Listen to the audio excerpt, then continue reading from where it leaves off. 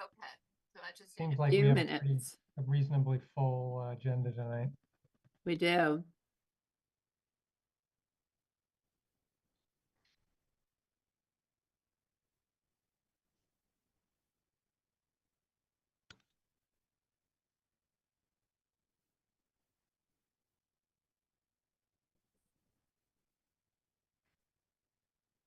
Recording in progress.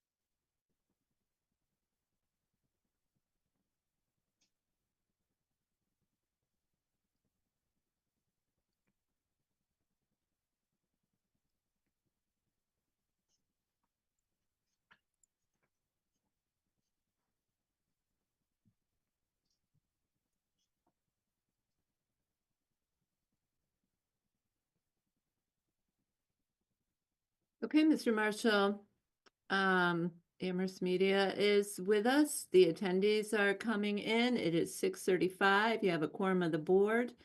I do believe we're good to go. All right, thank you, Pam. You're welcome. Welcome to the Amherst Planning Board meeting of January 22, 2025. My name is Doug Marshall, and as chair of the Amherst Planning Board, I'm calling this meeting to order at 6:35 p.m. This meeting is being recorded and is available live stream via Amherst Media. Minutes are being taken. Pursuant to Chapter 20 of the Acts of 2021 and extended by Chapter 2 of the Acts of 2023, this planning board meeting, including public hearings, will be conducted via remote means using the Zoom platform. The Zoom meeting link is accessible on the meeting agenda posted on the town website's calendar listing for this meeting, or go to the planning board webpage and click on the most recent agenda where the Zoom link is listed at the top of the page. No in-person attendance of the public is permitted. However, every effort will be made to ensure the public can adequately access the meeting in real time via technological means. In the event we are unable to do so for reasons of economic hardship or despite best efforts, we will post an audio or video recording, transcript, or other comprehensive record of proceedings as soon as possible after the meeting on the town's website. Board members, I will take a roll call. When I call your name, unmute yourself, answer affirmatively, and return to mute. Bruce Colden.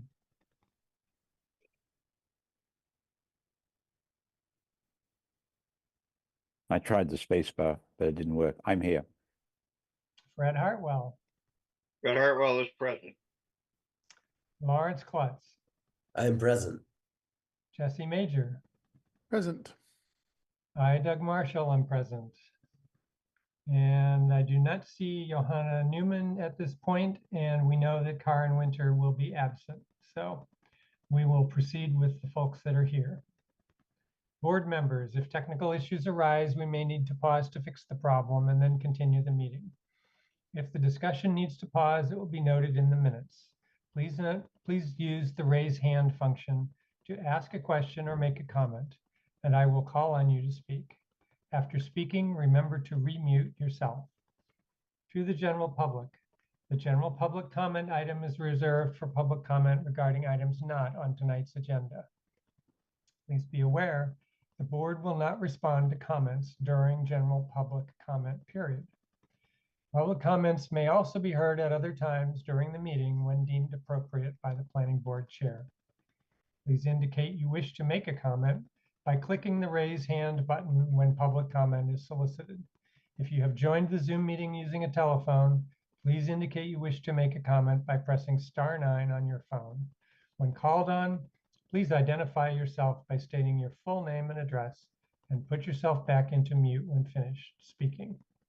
Residents can express their views typically for up to 3 minutes or at the discretion of the planning board chair. If a speaker does not comply with these guidelines or exceeds their allotted time, their participation may be disconnected from the meeting.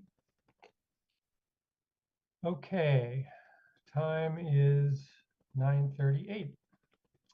And we'll go to the first item on the agenda, which is review and approval of minutes drafted by our hardworking staff. The minutes we have in the packet for this meeting are from November 20th of last year. Did anyone have any comments on these minutes?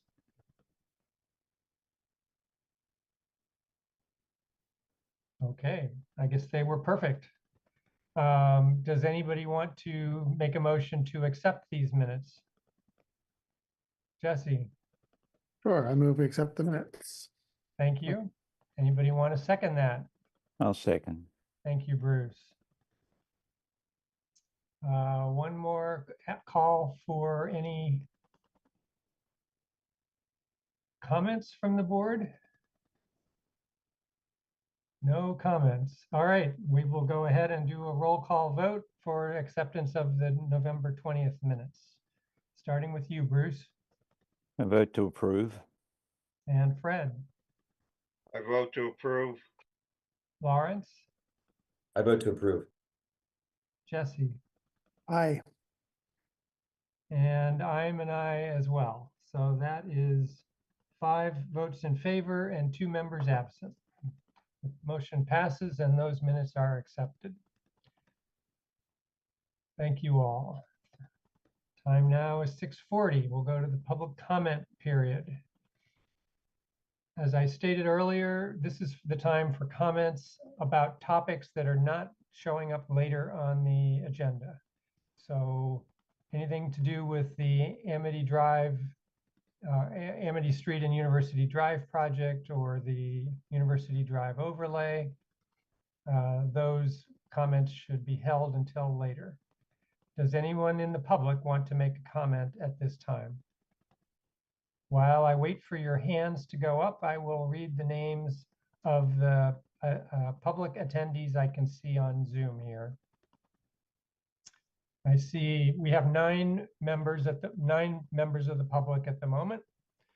Arthur Haskins, Barry Roberts, Christine Brestrup, Gail Flood, Jonathan Salvon, Jay Smith, Ken Rosenthal, Maura Keene, and Tom Reedy. So I have yet to see any hands come up from the public. So I am going to conclude that there are no public comments to be offered this evening. All right, in that case, we will go on. It is now 6:41 and we will go to the first of our public hearings. In accordance with the provisions of Mass General Law, Chapter 40A, this public hearing has been duly advertised and notice thereof has been posted and is being held for the purpose of providing the opportunity for interested citizens to be heard regarding SPR 2024-11, U Drive Amity LLC, located at University Drive at Amity Street.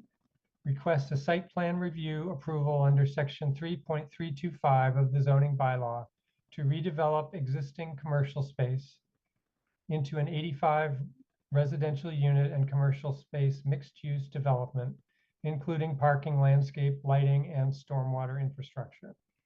Located at parcels 13B-18, 27, 28, and 54, located in the BL zoning district.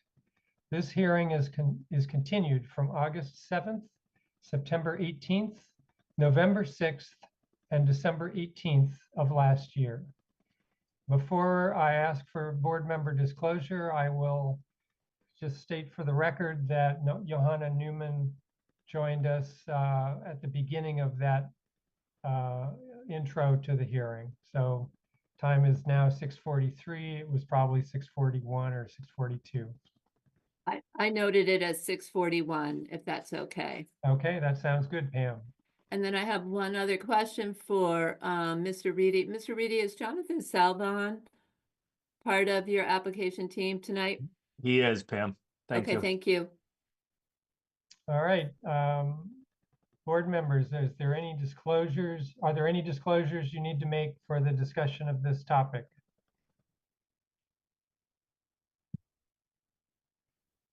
I do not see any. So we will go on to the applicant presentation. Welcome, Mr. Reedy. Thanks for having us, Mr. Chair. For the record, Tom Reedy, attorney with Bacon Wilson out of Amherst, here on behalf of U Drive Amity and its application for a site plan approval for a mixed-use development at the corner of University Drive and Amity Street here in Amherst. With me, principal of U Drive Amity, Barry Roberts, site architect, Jonathan Salvon from Kuhn Riddle. So just to refresh everybody's memory, we had proposed an 85 unit, 259 bed, 186 parking space mixed use project over 2 buildings on this site. I was at a previous meeting of the planning board and gave a preview of coming attractions, because once those 2 buildings were going to have what's called a podium build. And so they'd be part steel and part wood. There were going to be 5 or 6 stories, depending upon what was happening with your overlay district and also a potential variance process we were going through. Because part of the podium build was to have parking, interior parking.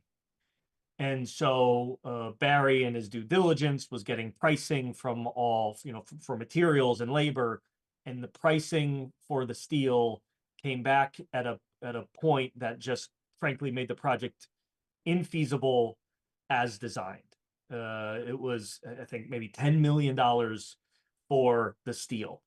And that was now before any additional tariffs come into play when we actually have to order the steel. And so at that time, I want to say it was in around November, Barry made a decision to pivot to redesign the project to create a single building. And I'll share my screen so you can see. I'll probably show Jonathan's plan first, just so you get a sense of what it's going to look like.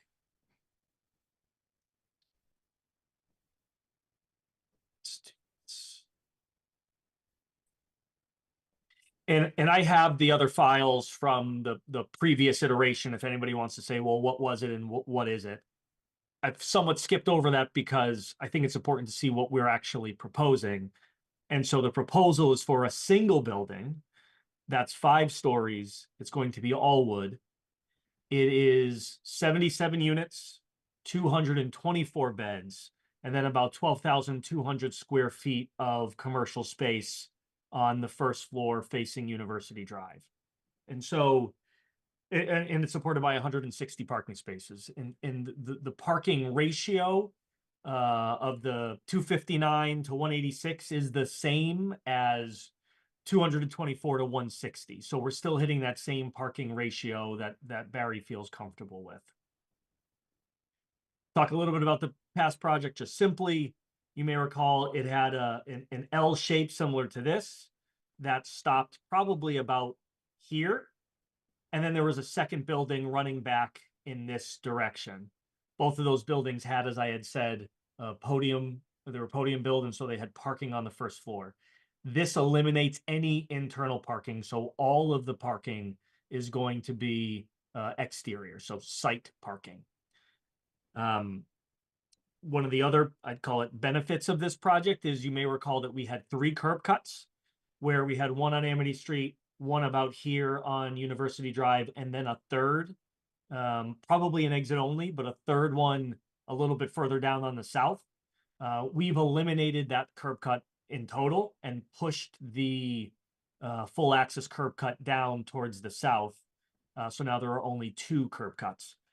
And lastly, before I get into walking you through the site plan, we've reduced the environmental impact of the project as well. And so where we had, I want to say it was maybe 39,000 square feet of proposed buffer alteration, which is about a 10,000 square foot increase over existing, we're now only proposing 33,000 square feet of buffer impact, which is about a 3,500 square foot increase over existing. And the mitigation was 30,000 square feet. Now it's 37,000 square feet. So it's moved in the right direction. To give a little bit of context of permitting, we're in front of you now, hoping to get a site plan approval. We were in front of the Conservation Commission. They were, what I would say, is ready to approve the project, and we've redesigned the project. And so I've submitted that information to the conservation agent. She's getting the abutters list because we've agreed to renotice the abutters, and we'll be on, I believe, February 12th for hopefully their issuance of an order of conditions. We do have a variance on this project from the Zoning Board of Appeals. The variance allows increased density, and it also allows us to go up to 57 feet in height. We are asking, we've submitted an application to modify that variance, which we have to because they approve the variance based on that previous site plan. So we have to bring this site plan to them. And then instead of 57 feet, we've asked for 59.5 feet. And the reason really is based on how Amherst calculates its building height and that this is a corner lot. And so you've got University Drive and you also have Amity Street. They both have varying elevations. You need to measure it from average grade on the street side. And so between that and the high groundwater on the site, and to make our stormwater system work, we had to raise the elevation of the first floor just slightly. So to step back, Planning Board site plan approval, Conservation Commission order of conditions, and then Zoning Board of Appeals variance modification. Ideally, we get all those approvals this month or in February, and then appeals period passes and Barry is taking the building down at 422 Amity Street in the spring, starting site work, which is going to likely coincide with the town's work on the roundabout, and having a foundation starting to pour in the fall for a delivery of this building in August of 2026. So tight timeline, we'd ask for whatever help you can give, but that's kind of high level where we are, where we've been, where we are, and where we'd like to go. I'll stop there for any procedural questions. Otherwise, I'll turn to the site plan and walk everyone through the site plan. Thanks, Tom. I think you can continue. Okay. So I'll share my screen for the site plan.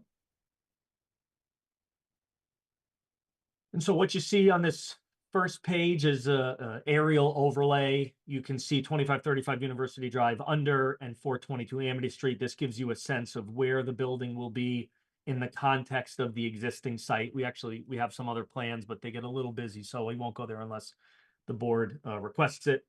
You see your wetlands to the west and to the south. You see your buffer zones. And then you can see here's your parking and here's your access. So full access curb cut. And then full access curb cut in this area here.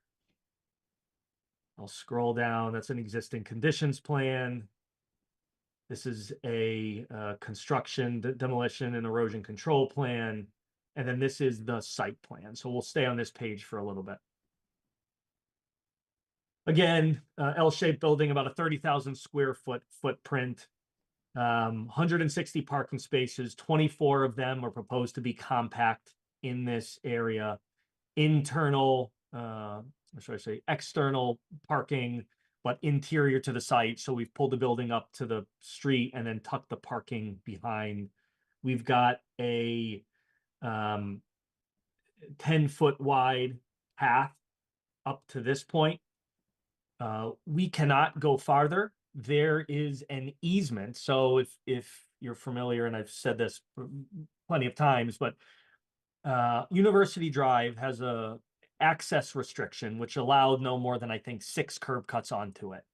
For 70 University Drive, Barry went and petitioned town meeting and got it changed to allow an additional curb cut there. What folks did on the westerly side of University Drive was put that access road. That access road from this, which is now Mass Alternative Care, they have an easement to access Amity Street. And so what we've done is we've left this portion of that access drive available where they can, through going through the site, access Amity Street. And so it doesn't frustrate the intent or purpose of that easement, and it allows them to continue to use it. Practically, I don't know if they will, but that's why we've done what we've done here and not extended that 10-foot wide sidewalk. At some point in the future, if this development were to be acquired or to seek redevelopment and the town could have them release that easement, I think we'd be happy to put in that 10-foot wide path continuing to their property. We're just unable to do so. When we've done the title exam, we've talked to our title insurer. this is what we're stuck with. So that's why you'll see it doesn't extend all the way there. What you'll also see is a proposed bus stop turnout, and this was done in consultation with the town's engineer and the superintendent of the DPW. So Guilford and Jason had asked for a bus pull off, and this was the most appropriate place to put it for far enough from the roundabout. It may need to be extended in length a little bit, but this is the general location of the turnout. And so the building complies with the setbacks of the new overlay district. Again, like I said, it's 5 stories, and we'll get into the architectural details a little bit. And you've got your parking spaces, full access, and then your parking spaces here. I will show the stormwater system. And so there's an existing detention basin similar to what there was before in this southwest corner. We're retaining that. You've got catch basins, proprietary system, which ultimately discharges into this drainage area, and then also discharges to this drainage area to the west. If you're familiar with the site, to the west is wetlands. And so what we're doing is collecting, treating, and then discharging that water in the same path that it was going before. Barry has agreed to install a pretty sizable 34-foot long box culvert on this side of the site.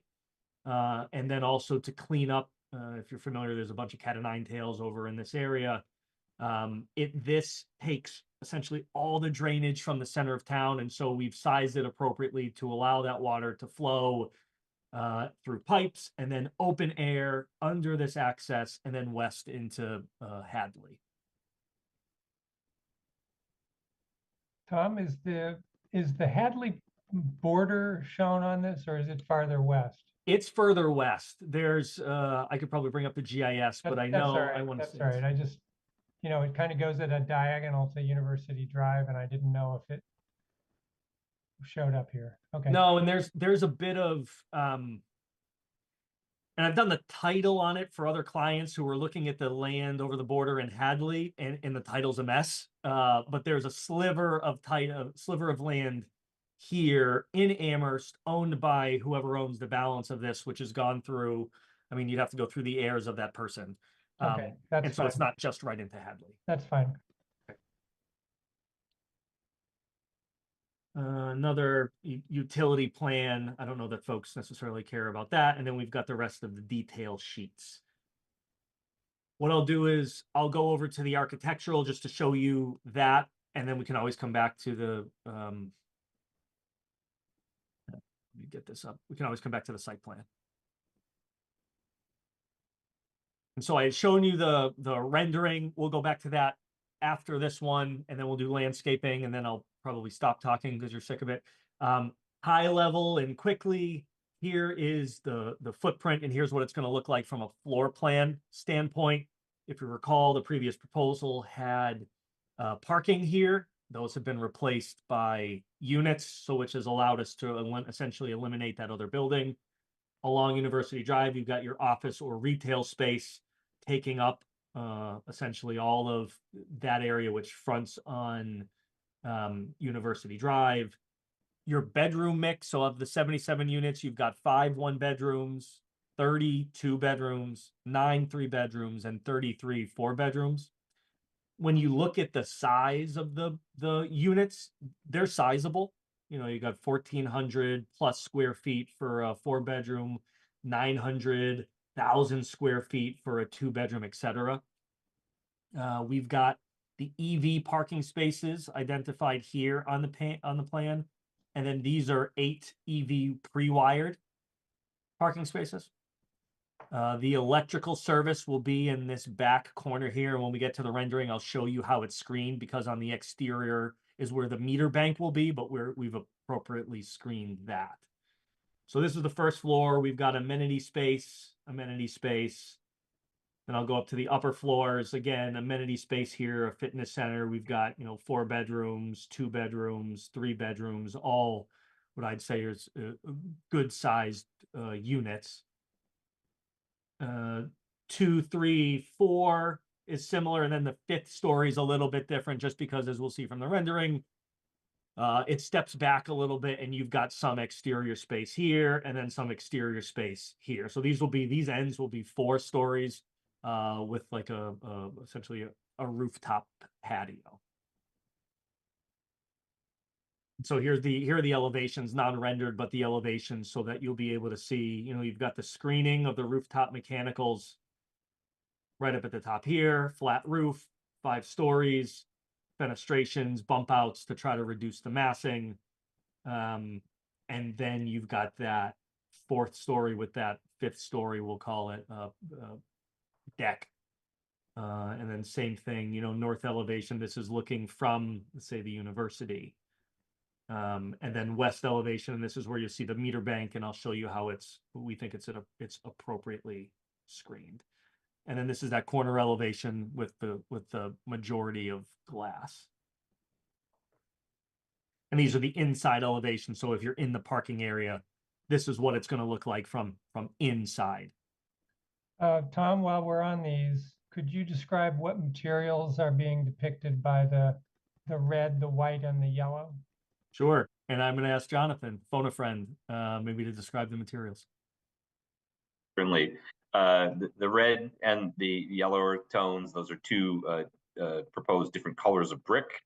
And then the lighter tone is really intended to be a gray, but it reads as a white here.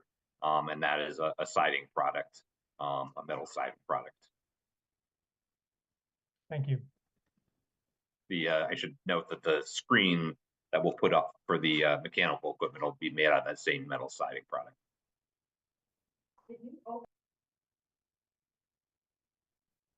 Sorry to interrupt you, Tom. No, that's quite all right. I'll bring back the renderings just so we can, now that we've walked through the site a little bit more and seen the architectural elevations, here's the rendering. So as Jonathan noted, you've got the screening of the rooftop mechanicals up there and set back from the surrounding area. You've got building bump outs, fenestrations, plenty of windows.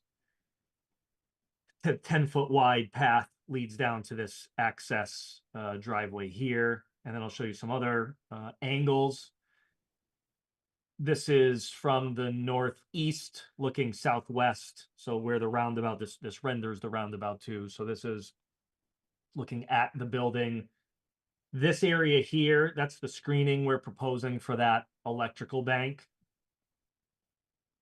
You've got look from the south looking north. So 40 University Drive would be over my right shoulder if I was standing here looking towards the northwest where the building is. And then this one obviously is from the interior of the site, back where that drainage area is, looking towards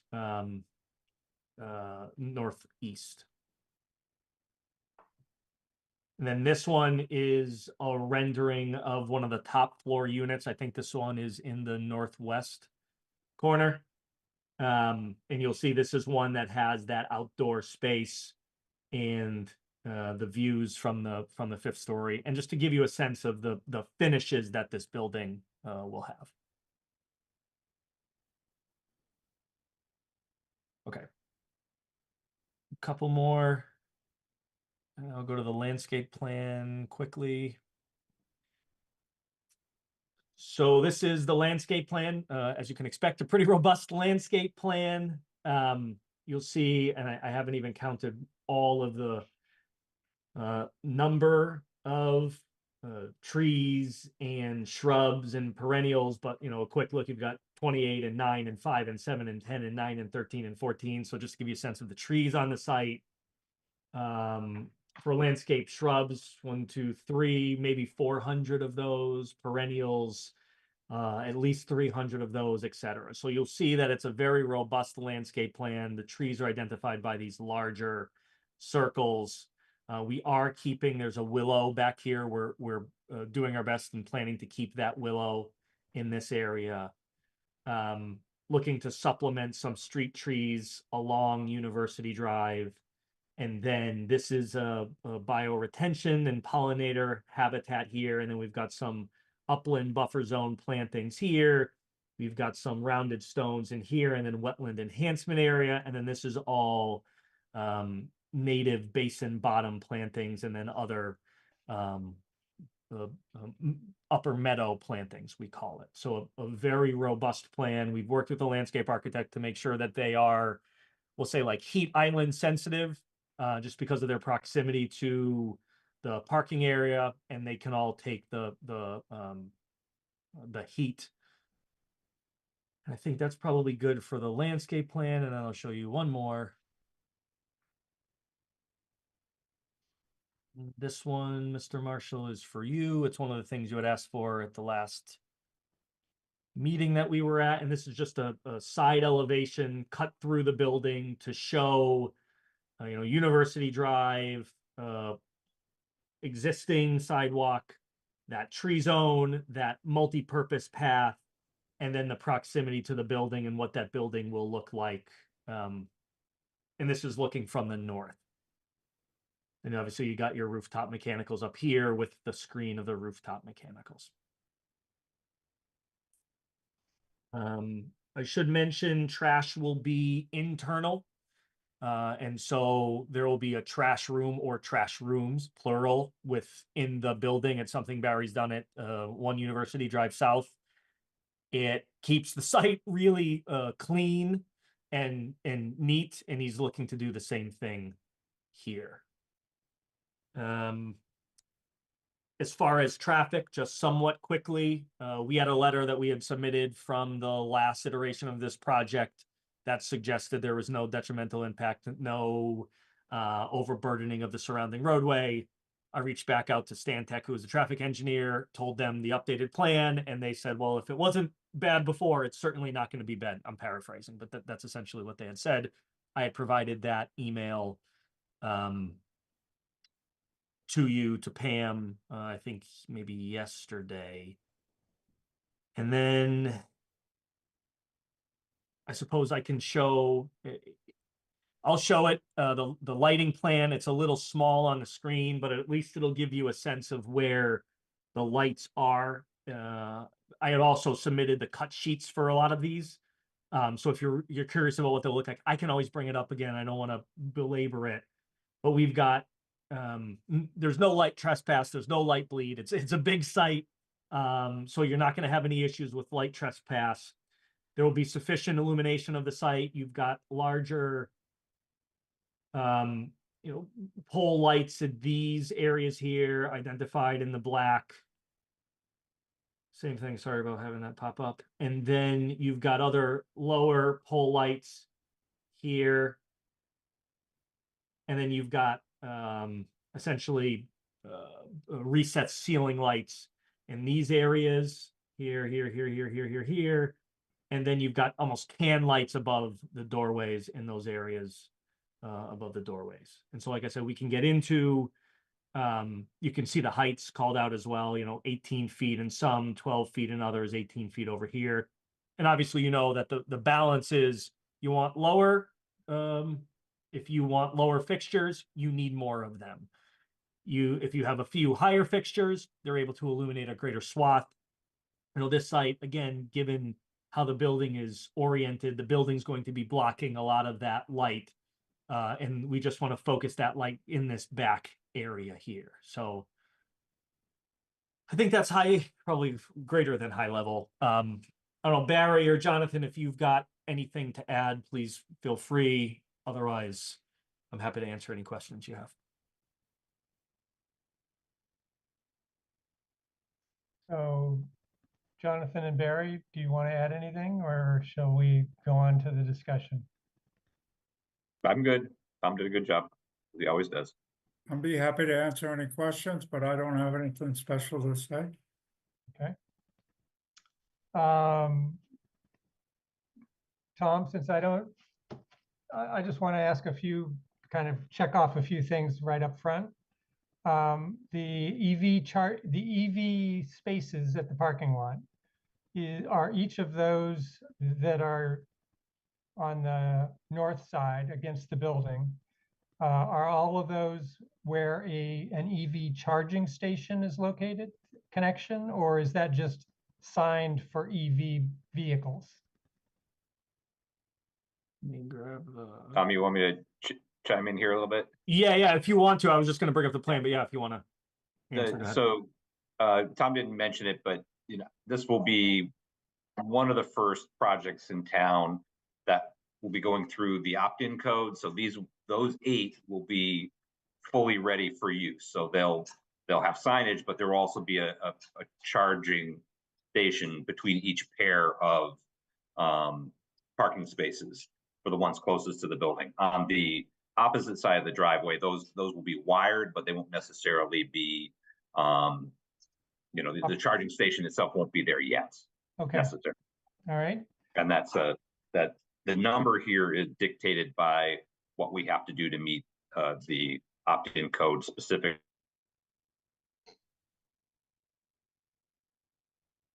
okay. I think Jonathan just froze. Yeah. Okay, you're back. Oh, Okay, how about bike racks? Do we have bike racks? We do. I don't know if they are shown on the plan. If not, I will make sure that they are shown. they were, Tom. If you go back to Phil's, unless he took them off, I know where they are. Okay, let me go back and then you can. And it's possible in the redesign he lost some of them, but Yeah. in the kind of center of our V and the back side, there's a large stretch of them. Oh yeah. Right here. Yeah, and then on the front side of the building, I think there's 1 or 2 sets. Okay, just one set. There's a set of loops by that double set of doors. Yeah. Okay. All right. From the way the units are configured, is it correct that this is not really targeted at families? Since all the bedrooms are basically the same size. Great question. I don't know that it's, how do I answer this? I don't know that it's necessarily targeted at families or not families. I think we expect students to be living here. There are going to be affordable units. And I think Barry's mix in the projects that he has families, right? And so I don't, when I say like, oh, it's not targeted towards, just because we're not designing a larger, let's say primary and then smaller secondary, I think this is a function of the layout. I would expect that families would still look to reside here. Okay. And that's been, I guess, Barry's experience with other projects, that even though the bedrooms are all the same size, families do occupy them. Yeah, and I think 70 University Drive is probably a great example, because I think, Barry, it's like 50% students and then 50% pick, right? Graduates, professionals, folks with kids, etc. Okay. I asked about exterior materials earlier, and as far regarding the metal siding that Jonathan described, it looked like the outside corner is all metal panel rather than brick, which seemed a little bit inconsistent or undesirable, just that you might treat that corner a little more more elegantly, I guess I'll use that word. Jonathan, am I reading that right? Is that metal panel? You're muted. Of course I am. There is a section of metal panel in the center right at that corner, but it's kind of bookended by 2 sections of brick. I wouldn't be opposed to looking at that in brick. It was just another way of trying to break down the mass and scale of this fairly large building into different kind of textural pieces. Well, I I'm guess open to exploring that. when you say metal panel, I can think of, gee, is it aluminum siding, or is it large panels, or This would be a larger scale panel. We can provide a sample is it a or sort of residential yeah. feel, or does this feel like a kind of major, not quite institutional, but a major, it's an upgraded panel from something you'd put on your house? Yes, the intent is that it be upgraded from what would be on your house. Yeah. Okay. We can provide a sample. All right. Well, I guess reference that corner just seems like something you might want to, I mean, to the extent you have time to think about it some more, I think it might be something that could be more more prominently, treated as a very prominent element that should be kind of the high point of the exterior. On the site plan or on the planting plan, are there any invasive species like euonymus or burning bush or those No, kinds of everything's native. As far as what we're planting, we would only be planting native species. things? Okay. And is all the lighting dark sky compliant? It is. All right. And do you expect to get an updated traffic letter from the I think the engineer? email is what we're expecting. Okay. All right. Pam, do you, in your experience, is that email adequate to assure us of the traffic adequacy for the Nate, record? Nate, I'm actually going to defer to you. I believe it is, but I think Nate is much more qualified to answer that question. Yeah, the letter, I'd have to just go back and see what was initially provided in terms of the traffic. And then what the letter says. So I haven't, Okay. but if Well, so, then it just feels like if we're relying on an engineer's, right, it should be on a letter. it probably should be on letterhead. But I hate to have to do that, but it's changed a lot. Yeah, no, I mean, Okay. it is, I mean, right, I mean, it's an email that looks like it's on like legal size paper, like 8.5 by 14. It would be nice if we're on letterhead. Something that could fit in a file. But they can say the same thing, just put it on a different form, is what you're saying?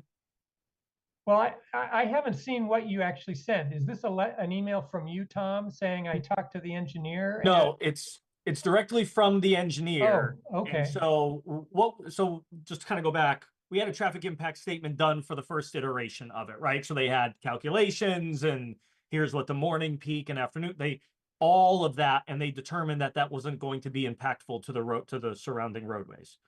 And so when I said, and I had sent to them the updated plan saying instead of 85 units, we're 77 units, we've eliminated that third curb cut. And I could find exactly what his response was, but it was, and like I said, I paraphrased, if it wasn't a problem before, it's certainly not going to be a problem now. And he sent that to me in an email. What I did was took that email, printed it, scanned it, submitted it, and said, here you go, Okay. substance over form for me. All right. So Yeah, it's from I guess- the engineer, and that. I guess my question would be is the retail space changing a lot? So there are other factors in terms of traffic. So, I mean, the email just doesn't say a lot in terms of qualifying that statement. So I mean, I kind of want to know, like, okay, is it, is there, if now you have bigger retail or office space, is it a different kind of traffic peak times or something? I don't, it just seems a little brief. Yeah, I mean, so we weren't, for the previous iteration, if anything, I think they did a calculation based upon it being a potential Starbucks in that southerly building because it had that drive-through, and so they calculated it based on that drive-through. The square footage of commercial space is about the same in the previous version to this version. And I don't want to say like, no, it's just, I mean, time, money, et cetera, to get them to say what I think they're going to say anyways. And so that's why I'm belaboring it a little bit. Do you want me to bring it up? I think that I can bring it up. I Sure. put it in the packet, so if you bear with me.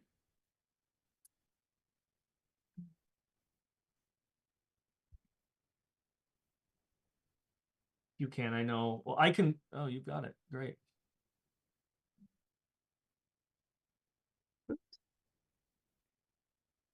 Where did the whole thing go? All we I'll have see to- is your bridge, Pam. The nice I bridge know. though. Sorry. Do you have a second screen that it might show up on or something? Let me try to do this, There Pam. it is. I've There it got Oh, it. all right. Thanks, Tom. Sure. There it is. And so this is Walt Wu from Stantec.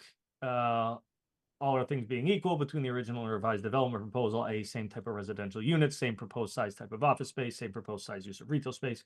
A reduction in residential units from 85 to 77 would be expected to result in fewer site generated trips and therefore less impact on the adjacent roadway network. All right.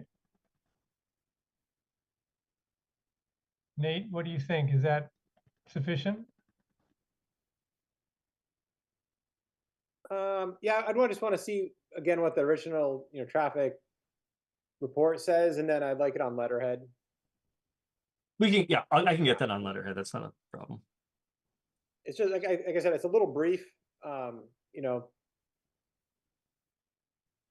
but Okay. All right, that was my sort of list of questions, and thank you for answering those. We'll go on to the other members of the board. Jesse, Thanks, Doug. Thanks for the presentation. A couple of related questions to topics that just came up. I think I said this originally. It's just a comment. I'm not a traffic engineer. I'm a little skeptical that adding 160 something spots will have no effect on traffic patterns there, but I won't go into that. I am curious about if there's some kind of plan to designate spots for commercial use for non-residents. Is there a parking management plan, anything like that? And then a second unrelated question is really having to do with, again, that front corner that Doug pointed out. Seems to be a large open space there that looks like it's cement or sidewalk material. What's imagined there? I'm just curious what that design feature is and what's imagined to happen in that space. Jonathan, I don't know if you want to talk about what material you're envisioning, or Barry, if you know what material you're envisioning in that corner area. I think we were thinking of it as kind of a poured concrete, kind of a patio surface, and then with a brick wall with a stone cap that kind of edges it. So patio, like your residents will do something there? Will there be tables or benches or anything? Well, I don't know that tenant space, the commercial tenant space, has been filled yet for that spot, and so that whether it ends up being residential tenant use or commercial tenant use, Barry may be able to speak to that because he probably has a better sense of which commercial spaces are filled. Yeah, maybe I'll hop in and say we don't have so none of these spaces have tenants yet. We've been talking with different folks to occupy these spaces, but we don't have anyone yet. Given parking demands of restaurants, cafes, etc., this is probably not the right space for them. So I don't know that it would be like an outdoor dining area or anything like that. There's a couple of banks that have expressed interest in being in this location. I could imagine that they may want to have some seating out here, whether it's temporary or, I don't know that it's permanent, but whether it's temporary. And I think that's when we would look to program that space a little bit more tightly, is when we do in fact have a end user for this area. Sure. I guess if I refine my question a little, I was wondering why it's more concrete if there's not a planned activity there. Why add more impervious surface? But Yeah, I mean, it's a great question. We'll take a look at it. My sense is that it does lead to, it's almost like a grand entrance to the building, and it feels like that's a little bit of a focal point. I'm just trying to think on the fly if there's something else that we could put there. And Jonathan, maybe we'll put our heads together and see if there's something else we could put there. Okay, good suggestion. You had a couple of the questions that are escaping me. One was the commercial parking versus residential parking. Yeah, great, thank you. Yeah, so similar to One University Drive South, which is down at the other end of University Drive, has a commercial space in it and then residential spaces.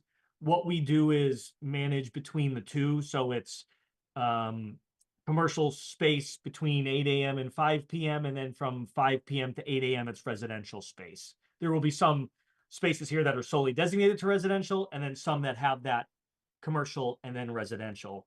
I can't tell you the exact number. That's going to be a little bit dependent on who the commercial tenant is and what we're finding in the market for residences. Yep, great, thank you. all right, Bruce.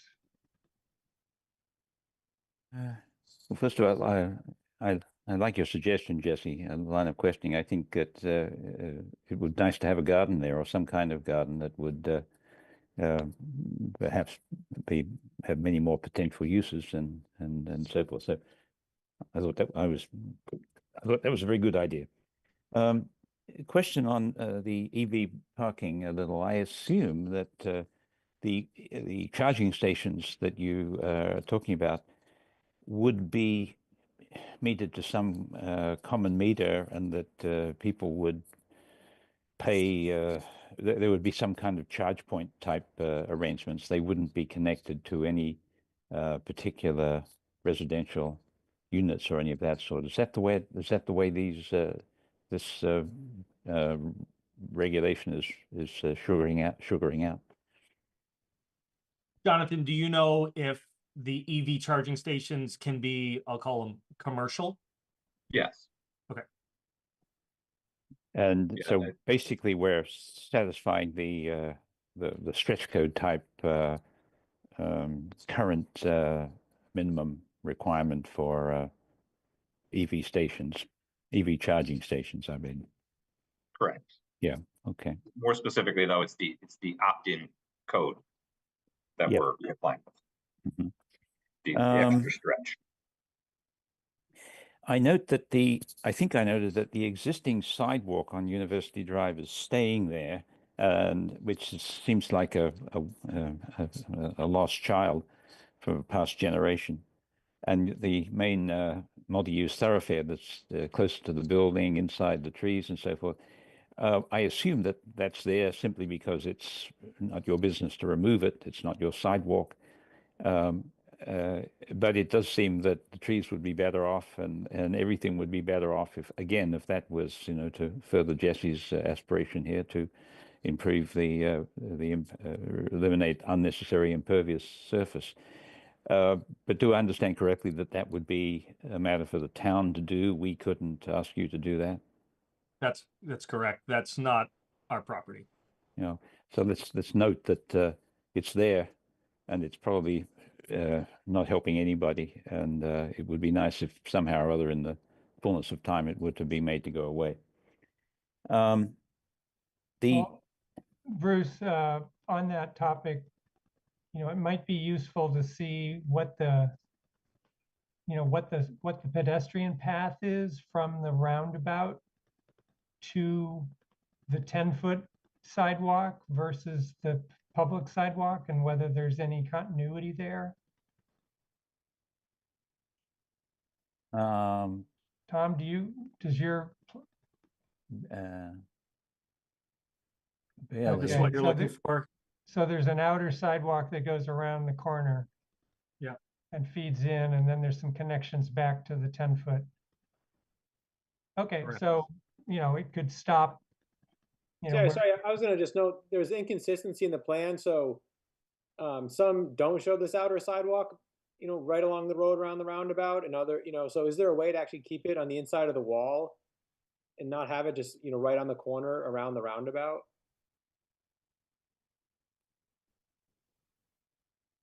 It's a good question. I So, think like, if we, like in this whole area, this seems really odd right here. If you have all of this sidewalk here, and is there a way, I mean, I'm assuming you're expecting a crosswalk here at some point, right? right. But. If there's Yeah, another way- and I mean, I know if there's you just wetlands here too. extended, if you extended what you just, like that crosswalk, just straight towards like the corner of the building and then eliminated that lip on the outside, that probably does what you're saying. And again, we have to be a little bit sensitive of who's going to be the end user here. I don't suspect they'll mind that it leads to their front door, or it leads to right in front of their business. But I think that's certainly, we can look at that as we're looking at that patio area out there. And Yes. I think, Tom, there was some kind of continuation of what was in the rotary design that we had kind of received once upon a time. And I don't know if that design has progressed by others, as it were. Okay. A couple more, I guess. Bruce. the the light fixtures for of them were in the packet, but I didn't see, Pam, I didn't see the lighting plan, the photometric plan in the packet. So I wasn't able to basically put the fixtures together with where they were on the site. Did I just not see that plan that it is in the packet, the photometric plan? Did anybody else see the photometric plan in the packet? I don't believe I received that, just the cut sheets. Okay. Tom, did I miss it? It should be, it's, if you go to the Dropbox, it should be 422 Amity Street, SL1, Rev 1 Alt. Beautiful name. Yes, my favorite child's name. So Okay. perhaps then I'll hold my question, because one of those lights had it was the sconce light, had a very, very tight photometric. It was the type T of the ARS T4. And as far as I could tell by looking at the cut, the photometric pan is basically a very sharp, defined pool of light. And it seemed to me rather harsh. And so I therefore said, well, where are they using this? Because if it's, so maybe if I can get the plan, I can have a look at it, and then depending, and presumably we'll continue this hearing, and I'll follow that question up later once I've looked at the lighting plan.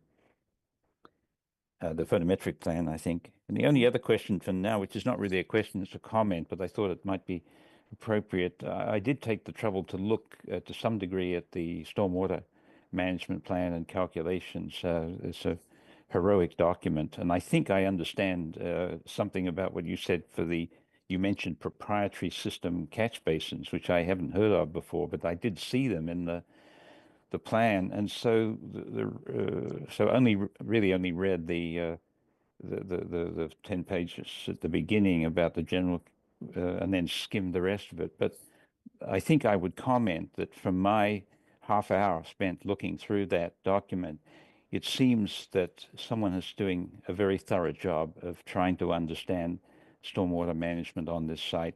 And I know it'll be the Conservation Commission that'll do the heavy lifting here, but we have consistently gotten public comment that we should be concerned.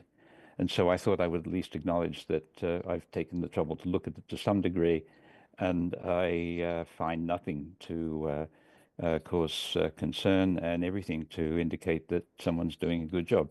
So having said that, I'll say that, and that's it. All Hold right. down my hand. Thank you, Bruce. Tom, a proprietary stormwater system, is that going to be a maintenance headache over the life of the project when the supplier gets bought out and they change the models of everything? And It's really just a fancy way of saying oil water separator, and the like oil grit separator and water grit separator. And it's just how that like the total suspended solids fall out of the water, and so they don't go where the rest of the water goes, and different companies have different ways of doing it.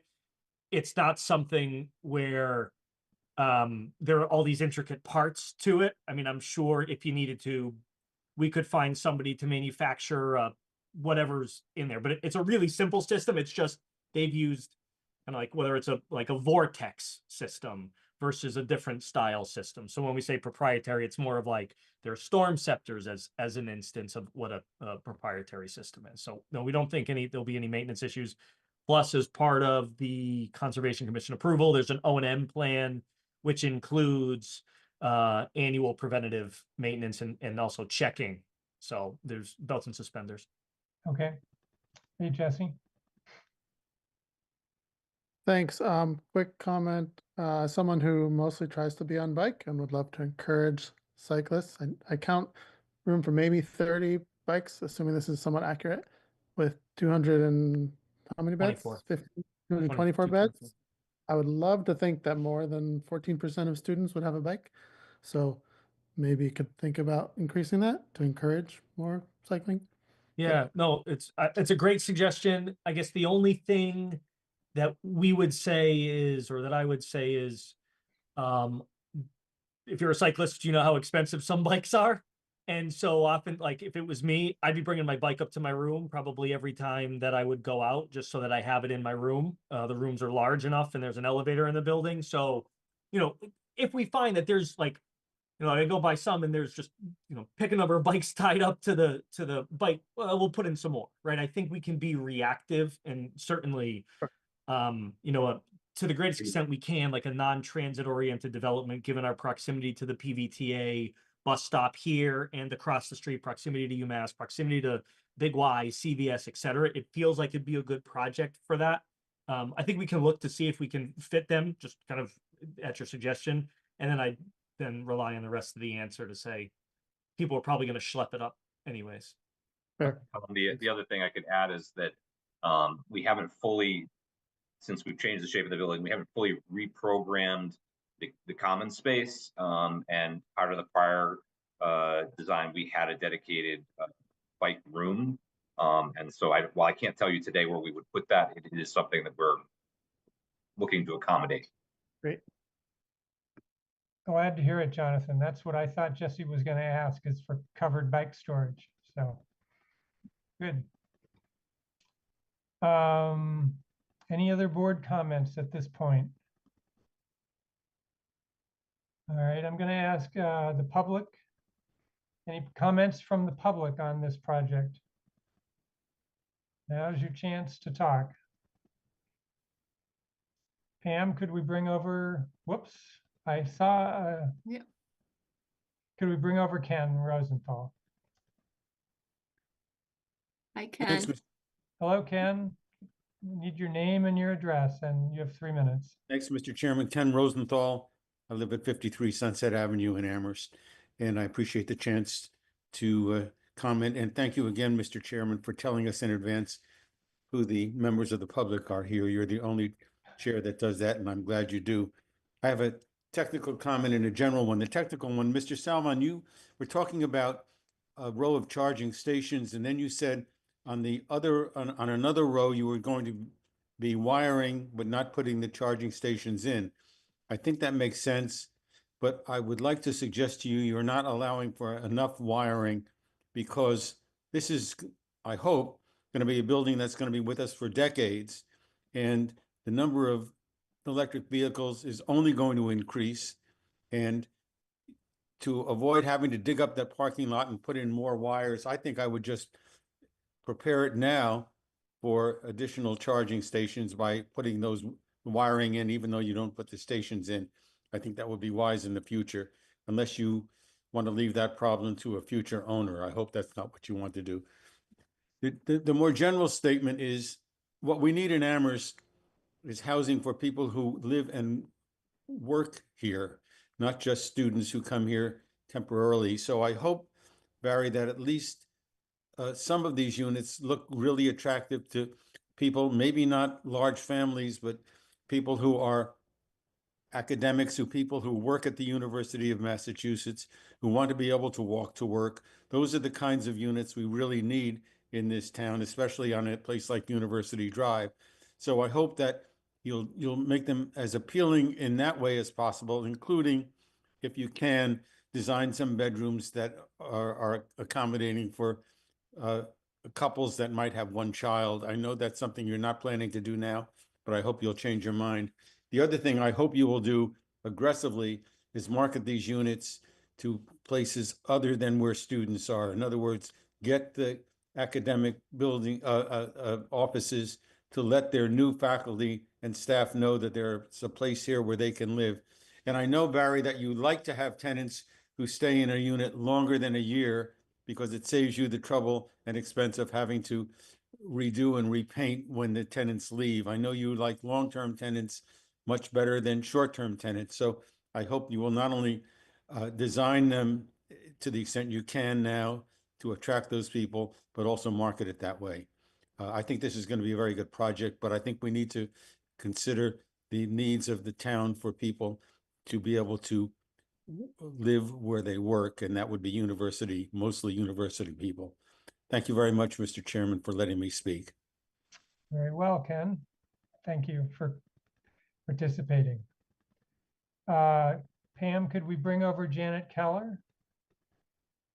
Fred, I do see your hand and we'll get to you when we're done with public comment.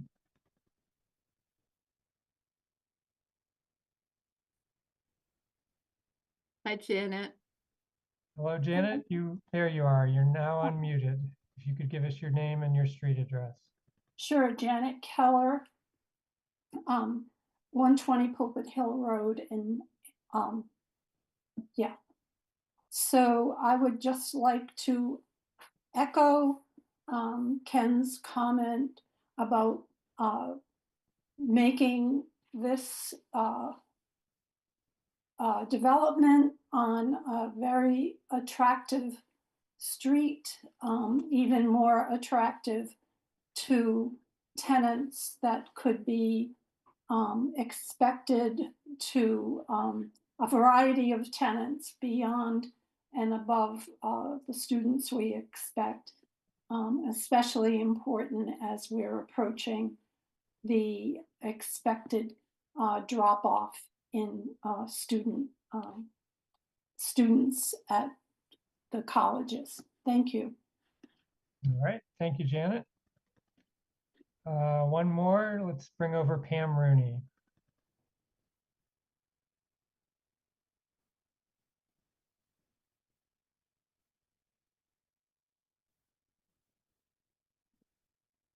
Wrong one. Sorry, Bob.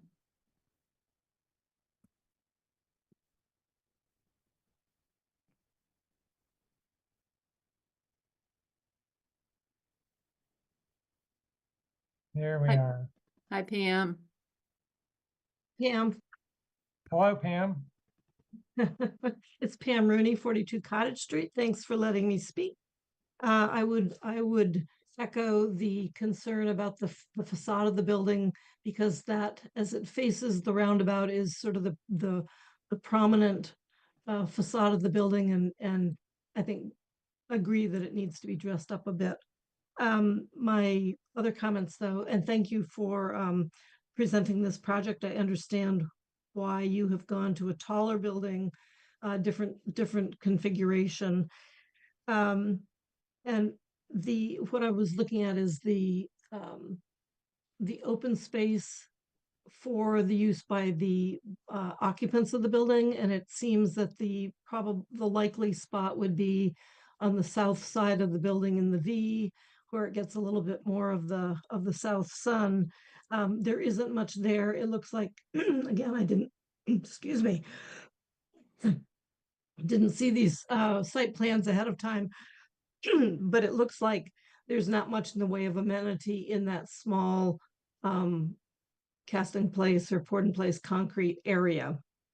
And presumably that is your one and only public occupant open space. It looks, from comparing to the previous version, that there are more parking spaces being provided. I do not remember the count. What I am trying to understand is, with the parking layout, the parking lot now extending into the 50-foot buffer of the wetlands, how are you actually remediating? What I saw by the grading plan was that there was in fact a great deal of grading within the actual wetland and within the 50-foot buffer. What is being considered as remediation? Thank you. All right. Tom and team, do you have anybody to answer that, or is that more something you would be prepared for at the Conservation Commission? It's certainly a Conservation Commission issue, but I can happily answer. The nice thing about this site is that it's already developed, right? It's not like we're taking an existing vacant parcel and looking to put something on there. So there's already, I think, there's already about 30,000 square feet of existing alteration in the buffer zone. And what we would be doing is increasing that alteration by about 3,000 square feet. And so we're pulling it out of, what I can do is show you this one. You should be seeing the blue represents existing conditions. Yep. And the black line represents proposed conditions. And so you'll see, you know, here we're closer to the wetlands at the blue. Here you've got a building closer to the wetlands. And so we're pulling those areas back. We may be touching a little bit more in the buffer in other areas, but on balance, you know, we've got pretty robust mitigation in the form of wetland restoration, detention basin upgrades, wetland plantings, pollinator plantings, increasing. Right now, I think it's maybe a 36-inch corrugated pipe that goes under the existing curb cut. We're increasing that size and making it a box culvert. So we're doing all of these different environmental approvals. And part of what the Conservation Commission does, is, as you know, is they look at what your impacts are, what your mitigation is, to make sure that you are offsetting anything that you are doing appropriately. And so that's why, you know, we haven't gone through that process completely, but Conservation Commission was ready to issue an order of conditions based on the previous plan, and this one's even less impactful to the environment, and we have more mitigation, so we expect to have a good result. So this is just to put it into context for you. Tom, since Pam had asked, what is the mitigation? What are the kinds of things that this plan does that are considered mitigation? Like pulling back from the, you know, some of the extensions into the buffer area, or the wetlands have been pulled back. You've got your special proprietary stormwater system. Are there other things that you could mention, just sort of as a bullet list of mitigation efforts? Sure. And so this is probably what I would say the mitigation plan. And so we've got here on the left side square footages of the different plantings associated with the different mitigation areas. So you got your basin bottom planting right here. So it's something that has deteriorated over time. So you pull it up, you churn it, and then you replant it, and then it functions better ecologically. Then you've got all of your surrounding area here in the buffer where you don't have native species, you've got overgrowth, and same in the back here.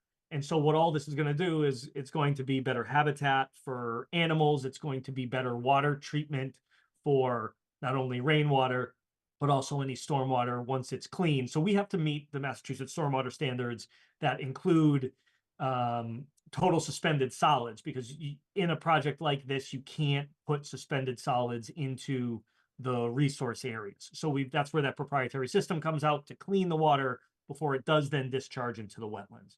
So those are a couple.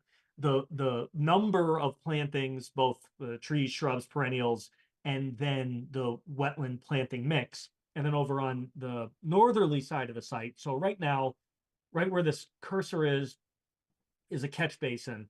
If you followed this drain line, you could go all the way up Amity Street to the center of town, right at the intersection outside of Subway. Everything on the westerly side flows down that hill, and ultimately, and all the side streets collect into that drain line, flows here, and currently discharges into an area that has not been maintained. There's cat o' nine tails, it's full of sludge. That's all going to get cleaned out. We're going to put in native rounded stones at the bottom to allow for better filtration of the water. And then, like I said, we're upsizing that box culvert to allow better flow so that there aren't any stormwater consequences upstream if there's additional rainfall. And then we're putting new wetland plants in this area. Like I said, we've got pollinator habitat here, and then we've got just upland meadow in all of those areas. So just like a couple of high levels, when you talk about mitigation, it's not only pulling some areas, pulling buildings back, not encroaching as far. We're doing that, and then we're restoring. All of this stuff will remain untouched, right? There's some maintenance that'll have to happen.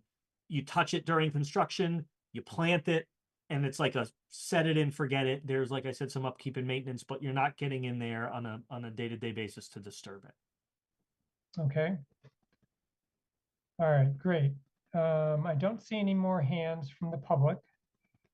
Fred. Yeah, two things. One is, and this may be a little controversial, but I'm not convinced that apartments necessarily have to have different sized bedrooms in order to be construed as designed for families. Just Okay. from my own personal experience, the three family that I live in, I bought 53 years ago, and I didn't live in it the year that I bought it. My wife and I moved into it the next year after that. So I've been living here for 52 years.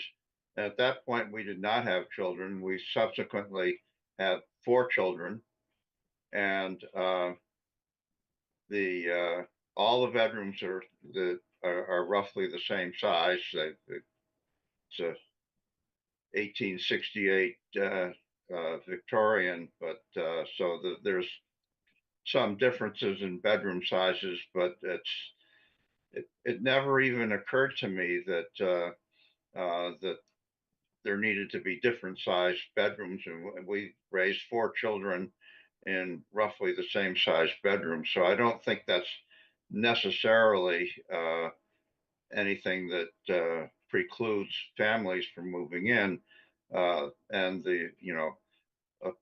affordable is going to be the more decisive thing there. The other question, I think, Tom, you may have gotten into this in a prior, but I want to just double check now, and that is whether there's been conversations about how to transition the businesses in particularly the insurance agency, that building's coming down. The first iteration of this, there was a very clear plan. They're going to build the two buildings at different times, and that made it simple. And I'm just wondering whether there's going to be a problem with that. Great. Thanks for the question, Fred. So yeah, so we have had and are having conversations with the tenants of 2535 University Drive, trying to get in charter insurance, negotiating a lease right now to have them actually occupy a part of this new building. They would be one of the tenants. They've expressed interest, and we're having those conversations. I think the other tenant is an attorney's office, and we've been talking with them about when we would have to take that building down. And so the way that we are thinking about it is, this is a rather large building. And so I think what Barry would be able to do is to build a portion of it. And then as of, let's say, May of 2026, he'd get to a certain point. He'd then have to take 2535 down, which should work for everybody's timing.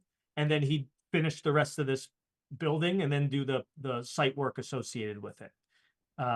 There may be a way to even take down a portion of that 2535 to finish this whole building. So we are, just to answer the question directly, we're in constant communication with InCharter and the attorney's office. Cheryl Nina had left to go somewhere else. Barry occupies, his office occupies some of the space.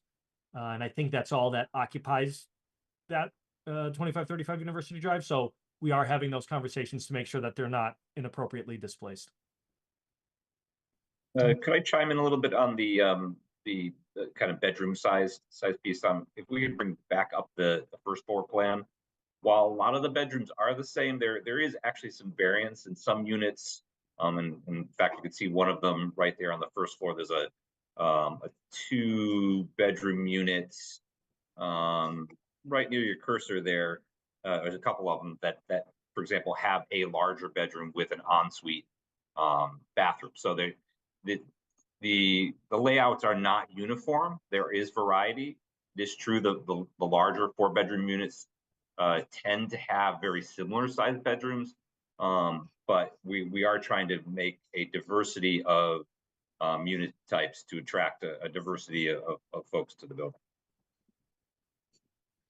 Great. Thank you, Jonathan. All right, Nate.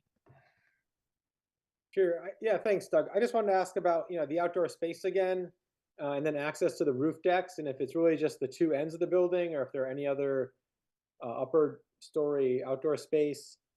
And then, say for the outdoor deck space, is there, looks like on the south part, it's open to anyone, but then it also abuts a unit. So I don't know about privacy concerns or separating that. And then I think the courtyard space in the back is nice, but it would actually get pretty hot. So I don't know if there's ideas about shade structures or actually making it usable. Whether there's a portico or some other elements there and seating. I think that would actually could be a nice space right now, but it looks, pretty bare. And so there could be some improvements there in terms of making it more usable. I'll respond. I'll say a good suggestion in that backspace. Let us think about that a little bit. I don't know that the portico. I know exactly. I kind of see it in my mind's eye what you're talking about. So let us explore that a little bit more. And then as far as that, we'll call it rooftop space. I think if there's going to be areas designated for a unit, and then either two units are splitting it, or it's unit and then open to other folks, we'd put a fence in between that open and that which is just designated for a unit, so that there's no privacy concerns there. Sure, thanks. Just follow up. The upper unit on the corner doesn't have access to that roof deck on the corner, do they? Is it really only the two ends of the building? The treatment in the, graphically it looks the same. So on the floor plan, so it's just hard to say. You're saying this on this end, Nate? And then in the corner facing the roundabout, like, is that actually? Oh, up here? Yes, it should be, Jonathan, right? Sorry, I'm babbling away, muted. The one in the corner, that's a dedicated deck space for that unit. Yep. And then down at the other end, we have to come up with some notion about how we want to divide these, and we really haven't had a chance to program them with Tom and Barry. So there may have to be a fence divider there, or maybe that one is just the one on the south side is just a public amenity for the residents, and then the one on the west is split between the two units. There's an opportunity to do some small decks off some of those other ones, in those other little areas, but we need to kind of balance that with the honestly with the amount of glazing that we're going to be allowed as part of the passive house process. I've had to kind of prune back some of the glazing, and so not all of those will necessarily be decks, or maybe they will, but there'll be maybe fewer access points to them. Sure, yeah, thanks. I do think the southern one off the community room, that my only question would be, then how does that other unit have privacy if it's, if it is all open to the? I think we'd have to put a fence there. I don't see any other way, because otherwise, I mean, unless there's no windows on this wall, and even still, people could be outside. I think the best way to do it is probably just to put a fence between the two right there. Yeah. Could be an L-shaped fence. Okay. Is there any provision for solar at all? Solar panels? Is there anywhere to put them? I don't. Yes. It's not clear. We have to reserve 40% of the roof area to be solar ready in the future, and that'll mostly be at the most at the roof above the 5th floor. Mm-hmm. Okay. All right, Nate,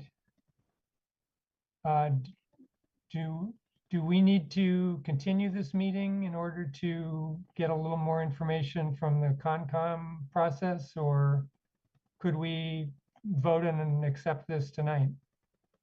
No, I'd recommend continuing it. The Conservation Commission will probably pick it up in February. It is going back to the ZBA near the end of February for the variance. And so right now, there really is no variance for this project. And so although it's a modification of what was previously approved, the variance is tied to the building plan or, the site plan that was a part of it. And so that's changed. And so, staff hasn't had time to, look at this and write a development application report, although it is similar to what was proposed. We'd want to wait to hear from Fire and Public Works. And so, I would continue it to probably the second meeting in February. And then, you know, at that time, it may not have gone to the ZBA, but I think Concom maybe at least. And either way, staff will have a better sense of where it's going. All right. Tom, any objection to continuing to February? I think it's probably the hand we're being dealt. All I can ask is that if we were continued to February and it's the second meeting, I don't know if the first meeting's better. Even I know we have these loose ends. Even if your approval was contingent upon receiving those other approvals, just because I start to get worried about a time crunch. If we were to come in February and you'd say, sure, we can approve it that night, assuming we take care, assuming ZBA either is fine with it or we condition on it, and Concom is fine with what we're doing, which again, I suspect they will be. And we've dealt with the treatment of the corner roundabout, the materials and all of that stuff, that the board would be comfortable to approve it that night. Then I'd say fine, second February meeting. I just, Right. I don't want to tell you what to do, but we're starting to get crunched for time, as you can probably feel. Well, it seems like there were a few documents that we did not receive as part of the package that maybe you uploaded and just didn't get distributed. The landscape, I'm not sure I received the landscape plan. I don't see it. Bruce, is that you did see it? Okay, so maybe I just didn't receive it. Maybe it's just the lighting plan. Yeah, but I would it doesn't seem like we've gotten very much comment tonight, in terms of objection to what you're doing. We've kind of picked around the edges at this and that. It's mostly to educate ourselves. So I think we probably could approve this at the next time we see it. I'm not going to promise that, but I think, that's kind of how I see where we're at. So I think that would be, I'd like to accept Nate's recommendation. And Pam, what's the date of our second meeting in March or in February? That's February 19th. February 19th. Okay. And we can do 6:35. All right. All right. So board members, unless anybody wants to make any additional comments, I think we would. Bruce, are you hoping to make the motion? Yep. All right, motion. I think you need to go ahead and do that then. Move the continuation of the hearing to February 19th at 6:35 PM. Thank you. PM. Betsy? Second that. All right. All right. Any additional conversation from the board? All right. We'll go through it. Starting with you, Bruce. I approve. And Fred? Fred? I unmute myself. Aye. Thank you. Lawrence? Aye. Thank you. Jesse?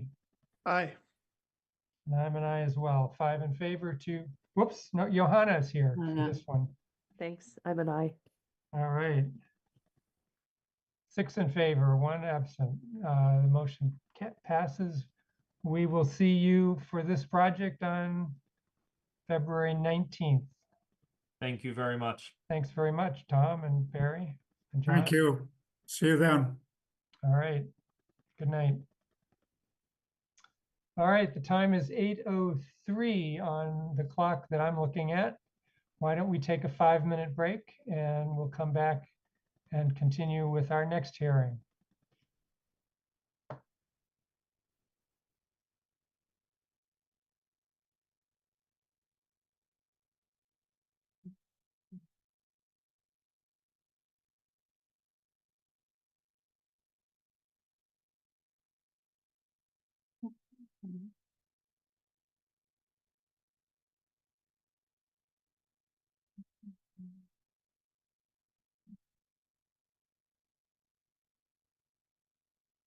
Hey Pam, as promised, I think I'm hitting my wall here.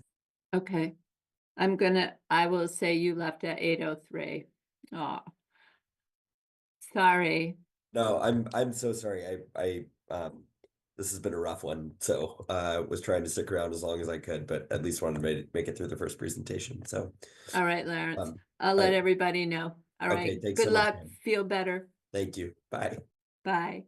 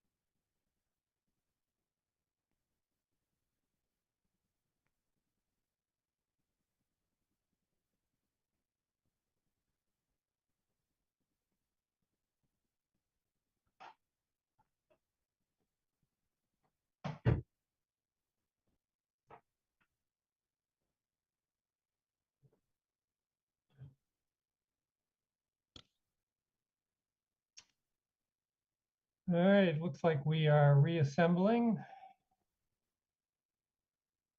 Mr. Marshall, Mr. Klutz actually left the meeting. Okay, Okay. At 8:03. okay.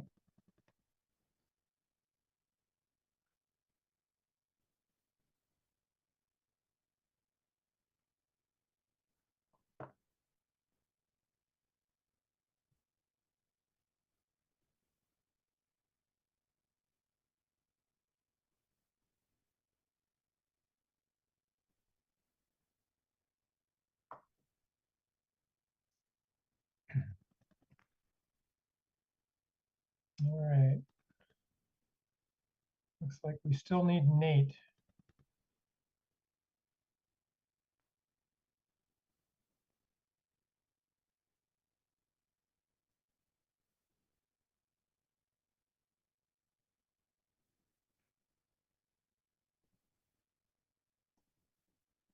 Well, Pam, you know, Nate doesn't need to hear the intro that I have to read.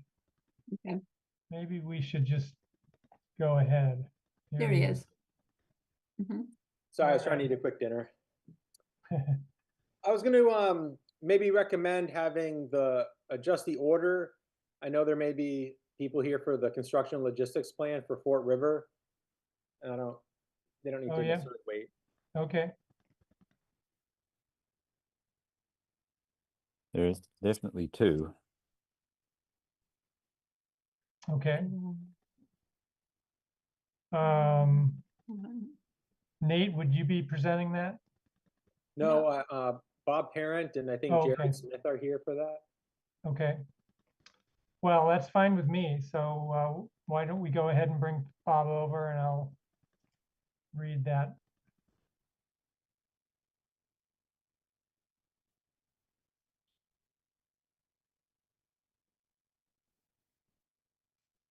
All right, Pam, all right with you if I go ahead and start reading? Mhm. Okay. Yes. All right, time is 8:11 and we're going to resume our meeting now. We're going to change the order of the agenda a little bit. We're going to go to the old business, item number 1, SPR 2024-04 and SPP 2024-03. Town of Amherst at 70 Southeast Street. Review and make recommendations on construction logistics plans submitted in accordance with condition number 28 of the site plan review decision for the Fort River School. Site plan review was approved under section 3.30 of the 3.330 of the zoning bylaw to construct a 3-story, 105,750 square foot elementary school building with associated site improvements, including parking and athletic fields. Map 15A, parcel 47 in the RVC and FPC zoning districts. Welcome, Bob. Thanks for coming back. Good evening. Actually, I'm not planning to make much of the presentation. We have Jared Smith Okay, from our contractor, CTA Construction, construction managers, who's put the logistics plan together. We also have our project architect on hand if necessary, if there's any questions that might come up. So, Okay. Pam, I believe you. yeah, Jared was brought over. I Yeah. brought over Jared. I don't see Mr. Cooper or Mr. Rice here. Okay. That's fine. We were thinking we might not be on till 8:30, so they may be joining us a little bit late, but they're really here just in case. So I think Jared is the key guy, so I'd suggest we start with him. All right. Jared, we don't see an image. Can you let us know that you're there? I am here. Yeah, my camera's not cooperating, but I can certainly share my screen if you would like me to bring up the plan or. Well, yeah, if you want to bring it up to walk us through, that'd be great.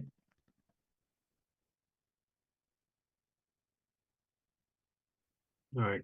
Do you see my screen? Yes, we do. Okay. Mhm. So we plan to utilize the existing, I guess, call it the pre-enabling construction entrance as our primary means of entering and exiting the construction site.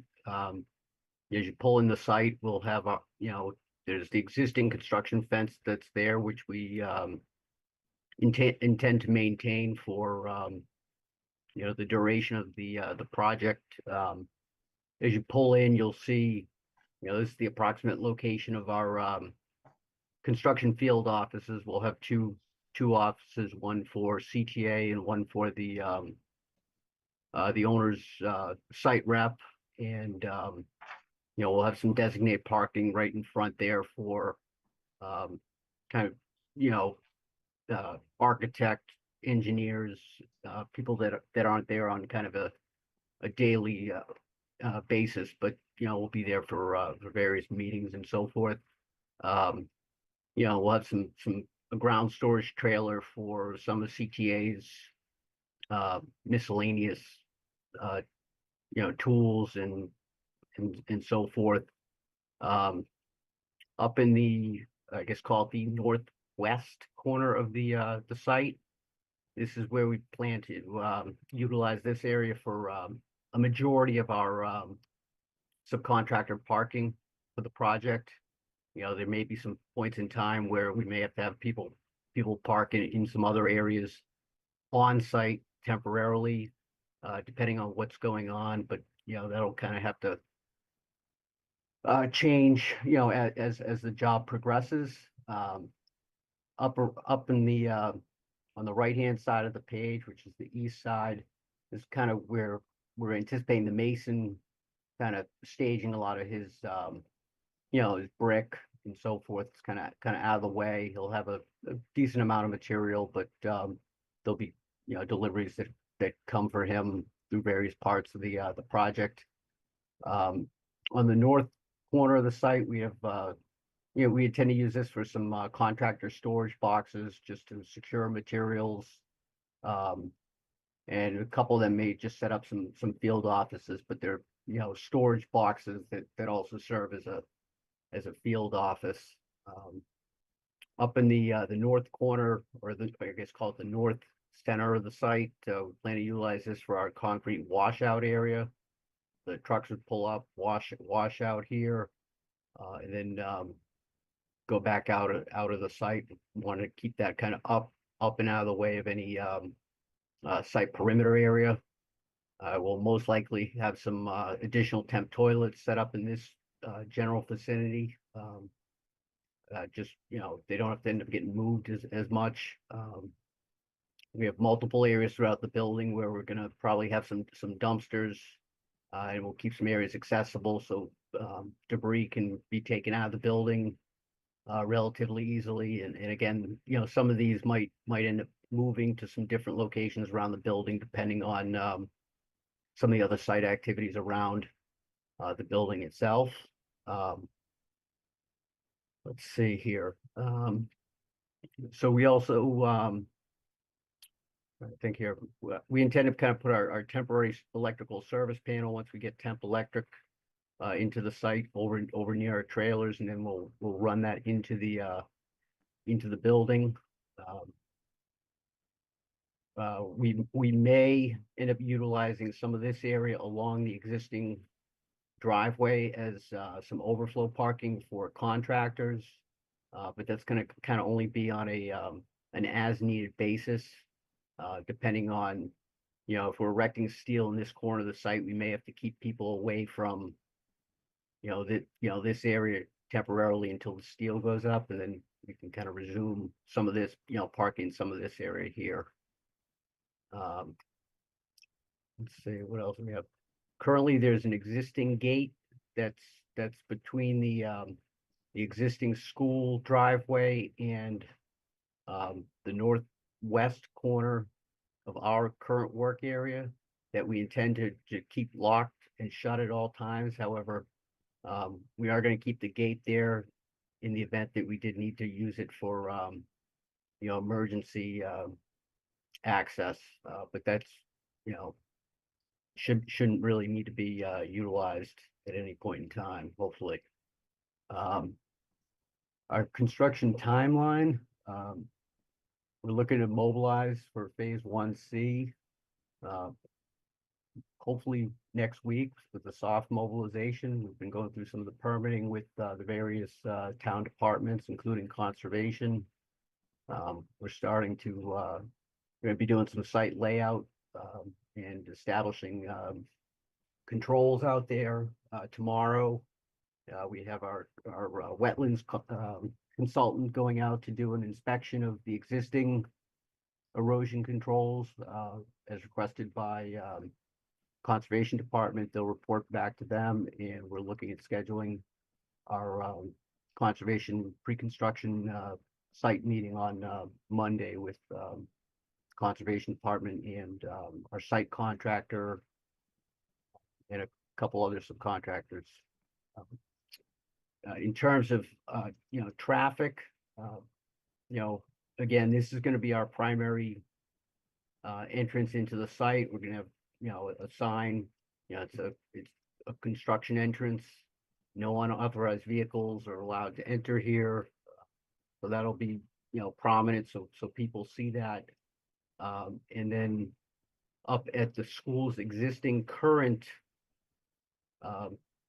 driveway, we're going to put some additional signage just indicating that it is not a construction entrance, just to prevent anybody from coming down this way, anticipating being able to get into the site. They shouldn't, but we're going to put these signs up, and we distribute the logistics plan to all the subcontractors as part of our welcome package when we send out contracts. So the message will be conveyed to all the subcontractors that there's a specific way that you have to enter the site, and it's an existing school and so forth. So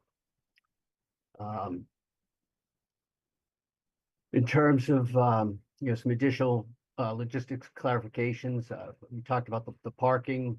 We're gonna be able to accommodate probably at least 40 vehicles in the northwest corner of the site. It's believed that a number of our larger subcontractors, such as the mason and the framers and drywall contractors, most of them will travel, with a van, of 2 or 3 vans with 10 guys in them each. And so that'll help reduce the need for on-site parking, which we encourage whenever possible. Deliveries to the site will be scheduled to be outside of the school pickup and drop-off hours to the greatest extent possible. There may be some times if we have a large concrete pour where, concrete needs to come in every, trucks will be coming in every 20 minutes, every half hour. But again, we're going to coordinate that closely with the school and the owner's on-site rep. And but again, that should be fairly limited, and chances are by the time we get to some of those larger pours, we'll probably be closer to when school is out for the year. But again, we're just cognizant that it is an active school, and it's something as a company that we deal with all the time, being a company that builds primarily schools. Subcontractors will schedule their deliveries with CTA in advance, and the logistics plan and delivery route will be provided to subcontractors to assist in the coordination and scheduling of the deliveries. Trucks will not need to wait on the road prior to pulling into the site. So the intent is to have, deliveries come in. They're not going to wait and idle on the road. They're going to pull in, in through here, wait and be directed as to where on site they need to go to make their drop off, depending on who they're delivering for. But the intent is to not have anybody sitting on the road out here.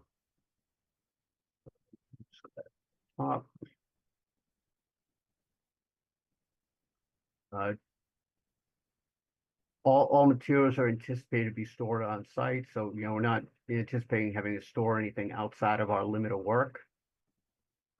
So stuff will be delivered as needed or as close to as needed. Again, we'll be able to utilize some of these storage boxes, and once the building starts going up, You know, a lot of material will just go right into the site and be stored inside the building until it's time to be installed. And CTA and our field staff will coordinate with the clerk of the works, the owner's project rep, and the school regarding noisy activities. You know, again, you know, once we get, you know, when we get into the drilling, you know, probably anticipating that being, you know, closer to the tail end of the school year, but even that activity isn't extremely loud. It's not as bad as one might imagine, but you know, we'll make sure we're letting them know, you know, what's up and coming, and we've already been having conversations with them about, you know, we're doing X, you know, and they'll say, okay, we have testing on these dates, and we'll try to work with the school as best as possible to minimize any impact.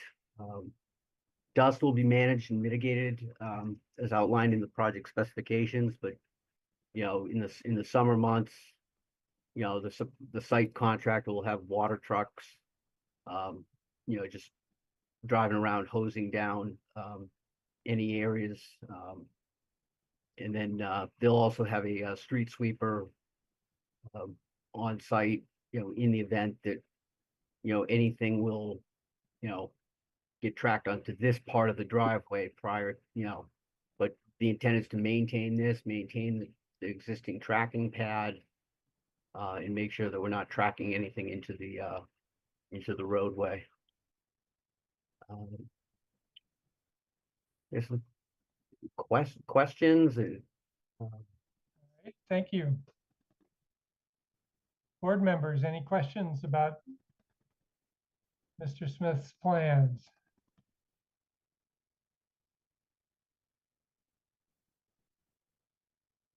I don't see any hands. Seems very thorough to me. Thank you, Bruce. Bob, any comments you want to make, or you have nothing to add? No, I think Jared's done a very good job in a short amount of time putting it all together. So yeah, I Okay, think he covered it well.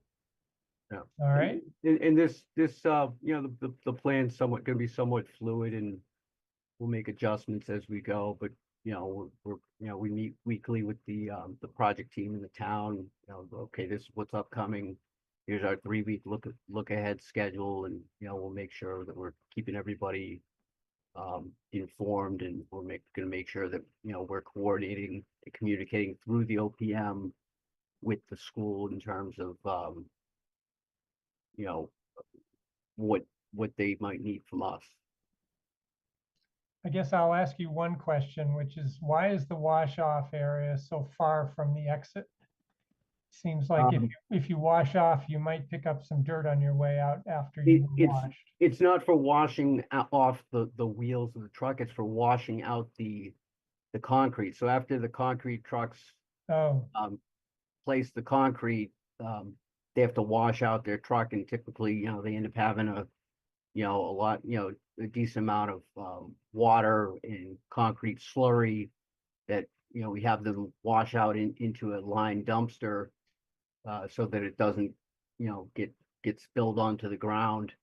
So they'll wash out there and then turn around and pull off site. We wanted to kind of keep it away from, you know, other areas where there's going to be a lot of, you know, vehicles coming in and out constantly. You know, if we put it in here, it's just going to block access into the site. We don't want to put it down here because you're closer to the wetlands and to the river and so forth. So this was kind of the most, in our mind, the most logical place to put this. So is there a truck wash off area, or You're relying on the mat? There's a tracking pad that is here. Currently, you know, in the winter, we can't do a wash off area for wheels, but just because, you know, it's too cold. Plus the ground's pretty well frozen through here, but you know, if needed, we can, you know, hook up to one of the hydrants, and you know, we have a meter that we got from the town, And, you know, we'll have to manage, cleaning wheels and so forth to make sure, you know, we're not tracking anything off site. Okay, yeah, that would probably be my main concern. Okay, I saw a hand briefly and then it went down, so I guess I should assume there aren't any other questions right now. I guess, Jared, thank you for coming. Bob, thanks for coming. Nate, do we need to formally accept this, or have we satisfied the condition of the approval earlier?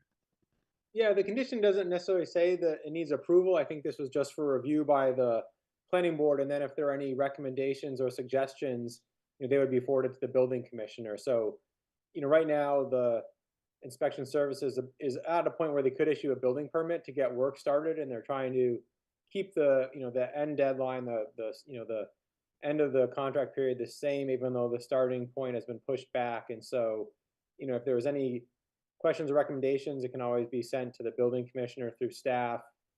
If there's not any now, then this can move forward. And like Jared said, you know, the building commissioner and staff in the town will work closely with the contractor. So if, for instance, Doug, in the spring, it seems like, you know, the tracking pad isn't as effective, you know, they can, you know, then talk about having a, you know, some washout there for tires or something. So I think it, you know, there's a long construction period over the seasons, and you know, the building commissioner is pretty comfortable if this, you know, this is the starting point, and if it needs to be adjusted, it can be adjusted and respond to any issues that may come up. Okay, all right, sounds good. Then, thank you very much.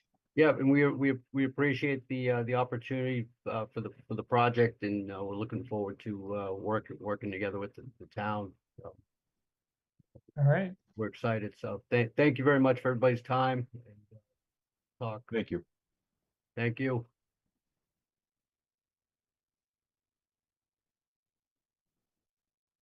okay. All right, time is 8:31, and we'll go back to our regular published order of our agenda for tonight. Let's see, the next item was the second of our public hearings. In accordance with the provisions of Mass General Law, Chapter 40A, this public hearing has been duly advertised and notice thereof has been posted and is being held for the purpose of providing the opportunity for interested citizens to be heard regarding University Drive Overlay District, continued from October 30th, November 20th, December 4th, and December 18th, all of last year, to consider amending the zoning bylaw by adopting the University Drive Overlay District as Article 17 and amending the official zoning map by adding the University Drive Overlay District. The overlay district would include properties on the east and west sides of University Drive between Northampton Road and Amity Street, and establishes its own requirements for mixed-use buildings, including dimensional standards and conditions, and design guidelines. Are there any board disclosures for this evening's conversation? I do not see anybody raising their hand. Nate, do you want to make the initial presentation or walk us through this? Yeah, sure. Thanks, everyone. Nate Malloy, just in case there's other members of the public. The Community Resources Committee met I think it was just last week, and reviewed this. And so there were some changes made, and so there's an updated document that was sent with the date of January 14th. There were some additional comments provided. There were from individual members. It wasn't necessarily a consensus of the CRC, but just so we could talk about those. My hope is that actually the planning board, if we have time tonight, could get to a recommendation point, or at the next meeting. I think some of the changes that I'll go through tonight are just to see, are in response to some of the CRC comments and other comments, and I'm not necessarily, not sure, we're not necessarily recommending them. There's different ways to phrase things, and I think those could be looked at. And I guess I'll start with sharing my screen and going through the document. If that's visible for everyone, I'll make it a little bigger. Yep. The so one thing we hadn't done, and we asked our town attorney about this, and they think it is within the scope of this article, is in Article 2, we define zoning districts. And so we hadn't before included a discussion about what it would say in Article 2. And so what we're recommending is, adding what's in bold here, University Drive Overlay District. The University Drive Overlay District is an overlay district intended to encourage economic development and expand housing opportunity, including housing for undergraduate students, by allowing mixed-use buildings in an area that is currently zoned limited business and office park along the east and west sides of University Drive between Northampton Road and Amity Street. And so it's a descriptor of the district. And so it's actually a little bit more, it has a little bit more description than some of the other statements. Sometimes it's only one line or two lines in Article 2, but we think this is a good way to describe it. In terms of changes, we were calling this University Drive Overlay District. There's some discussion about would we say it's a mixed use over University Drive Overlay District. So my recommendation is not to have mixed use in the title. It's an overlay district. For instance, in the future, we might want it to allow something else. We typically don't get that specific in terms of the definition of an overlay district. So mixed use is one use category in the bylaw, but that was something that was discussed at CRC, and I'm not sure it's confusing that if it doesn't say it, we define it more in the next section, but that's a change. Our bylaw has different titles for subsections. So we had this considered a general, or it could be called applicability. I think there's different, like I said, a different structure in our bylaw. But what has been added is, in track changes, to clarify, the overlay district shall apply only to mixed use buildings. That way it's just pretty clear. And then, therefore, the standards and conditions in section 3.325 of the zoning bylaw do not apply in the overlay district, and any mixed-use building proposed in the overlay district shall be permitted using the mixed-use overlay district. And so that clarifies that if a property is in the overlay district, someone couldn't opt to use the base zoning or opt to use the overlay, they would use the overlay. We're not sure anyone would actually want to use the base zoning. In the limited business, you have the additional lot area per family and other standards and conditions that would really limit the size of a mixed-use building and possibly its placement. So those are the changes at the, right now. Again, take questions or comments as they come, Doug. Yeah, I mean, Bruce has got his hand up. And you've had a couple of instances where you're showing a revision, but it doesn't sound like you're really convinced you want to do that. Do you want us to comment as you go through, as you talk about each one, or come back and go through it? We can go through. I think what I just read in this paragraph here is, is helpful. In terms of the title changes, to me, it's I'm not sure those that first two, I don't see the need for them if somebody else doesn't. We don't really need mixed use in the Article 17 title, and we don't really need, I think general is just as good as applicability or even better. Bruce, you've got a comment. I agree with both of those. I was only raising my hand to say that if you did put Article 17 mixed use as the title, you should do it also in the Section 2 or Article 2 above. And it looked like if we were to carry with mixed use, that there might be there's an opportunity for an inconsistency there. So while you've got mixed use here, you should also have it above, or have it like you have now. I would go for the way you have it now. That's it. Okay. Thank you, Bruce. What about you, Jesse? I agree with those points. Mostly I was going to just clarify, Nate, you've made changes based on the CRC conversation, or we're then going to look at the comments that were sent and discuss those as well?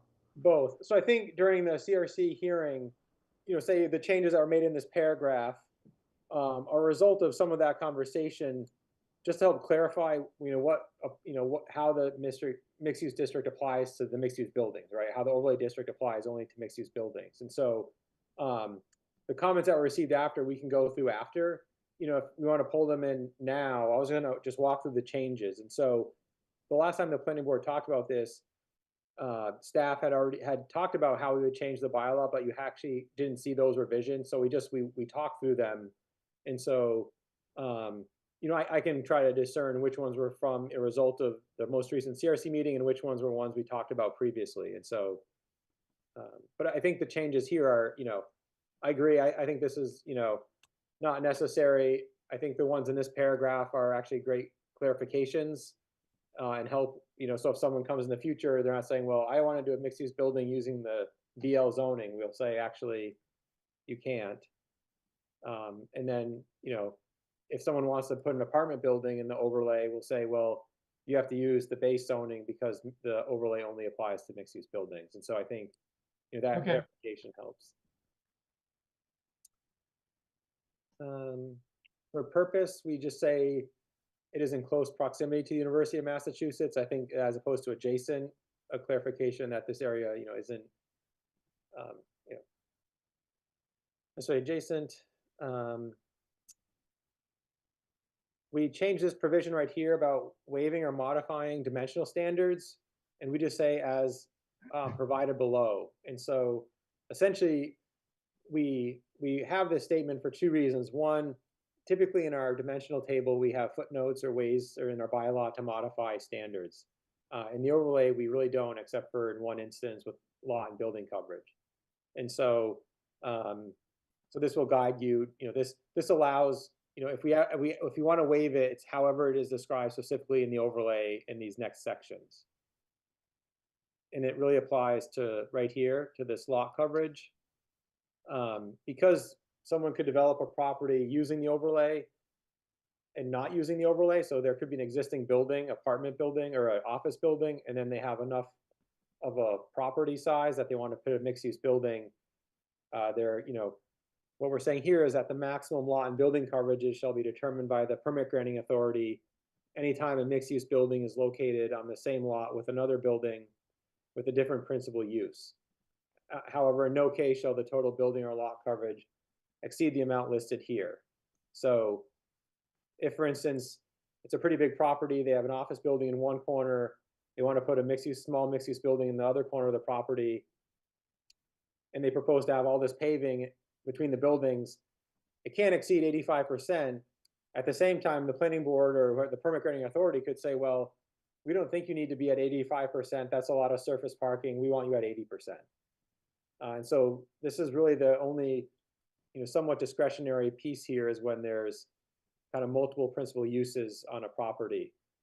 However, there is still a limit, 60 and 85. There was discussions about what is, is that, why the maximum building and lot coverage. I will say that in the BL, the lot coverage is 85%, so we're still at 85%. The office park is 70%, where the overlay is, allows for more development is we have 60% building coverage, whereas the other zoning districts don't. And so essentially, like in the office park, we say you can only have 20% building coverage, but 20% or 70 and 20% building coverage and 70% lot coverage. So what that tells me is we're saying have a building and then put a lot of surface parking. But in the overlay, we're saying you can have a big building, up to a big building, and then limited parking, or you still can have a small building, 60 is the max, and still have a fair amount of parking. But we're allowing that flexibility in the overlay. So we think that this provision will allow someone to, like I said, develop it using the overlay and not using the overlay if they want to have an R&D building and a mixed use building. Okay. We made the setbacks consistent on Northampton Road. It was 25. We reduced it to 20, given where the property line and the right of way are on the properties. It's also consistent with Amity Street. This is a new one we had discussed, but it hadn't been provided. When the side or rear yard abuts a residential use in a residential district, there shall be a minimum 30-foot buffer measured from the property line that is vegetated and has a pervious surface and shall not be used for dumpsters, mechanical equipment, driveways, parking, delivery access, or other activities that support the mixed-use building.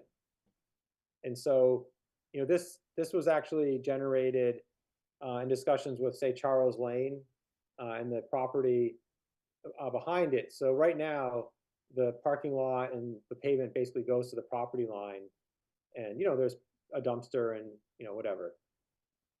That can remain however, if they're putting a mixed-use building on the property, and they need to put a 30-foot buffer now between, if that is going to serve the mixed-use building, between the property line and what's happening.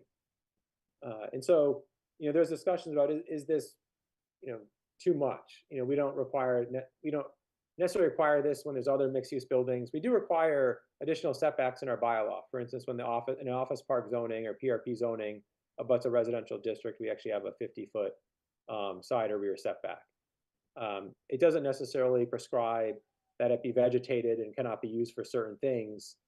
So staff's idea is that this is a provision we'd want, given we're allowing a lot of flexibility in height in the overlay, and really want to encourage development along the street. So this is saying, what if, and it only applies in a few instances. So it's a residential use in a residential district. So it's not for every residential property. It's only if there's a residential use. And so we think this buffer is a good idea to help limit some impacts from having, redevelopment close to a neighborhood. I It mean, could also apply. Nate, if you're thinking of Charles Lane as the sort of the rationale for this, everybody, who abuts these properties along Charles Lane is already accustomed to having, the drive and the dumpsters and everything pretty close to the property line. So I guess I'm not sure why we would need to make that change if, just because somebody might put a mixed-use building on the property. Jesse, do you have a comment about something like this? Yes, this section exactly, because I was reading and rereading the comment from, I guess, from CRC, and I was a little confused by what point was being made there.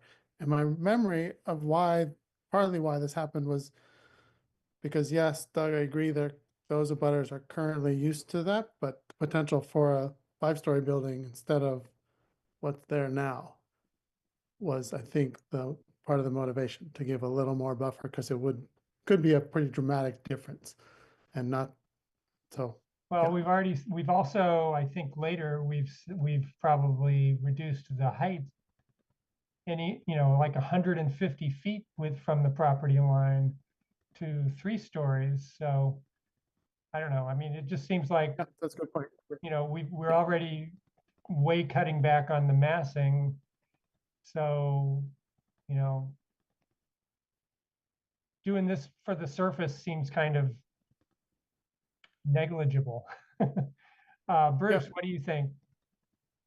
Or I kind of agree with you. It seems unnecessary to go this. I've read, I assume it's Mandy Joe, because a lot of these comments seem to be individual comments, and the comments that we received from the CRC, and I was parenthetically, I was kind of confused as to how we should take these, because if they're individual views, they presumably don't, or we can't assume they represent the views of the CRC, and if they don't, then we don't know whether there's anything to be gained by embracing them, because it doesn't necessarily mean we could get a consensus between the two bodies. But that aside, I think that with the reduction to 3 stories and so forth, it does seem as though these abutters are used to this kind of behavior. However, Nate did say in his piece that to the extent that this is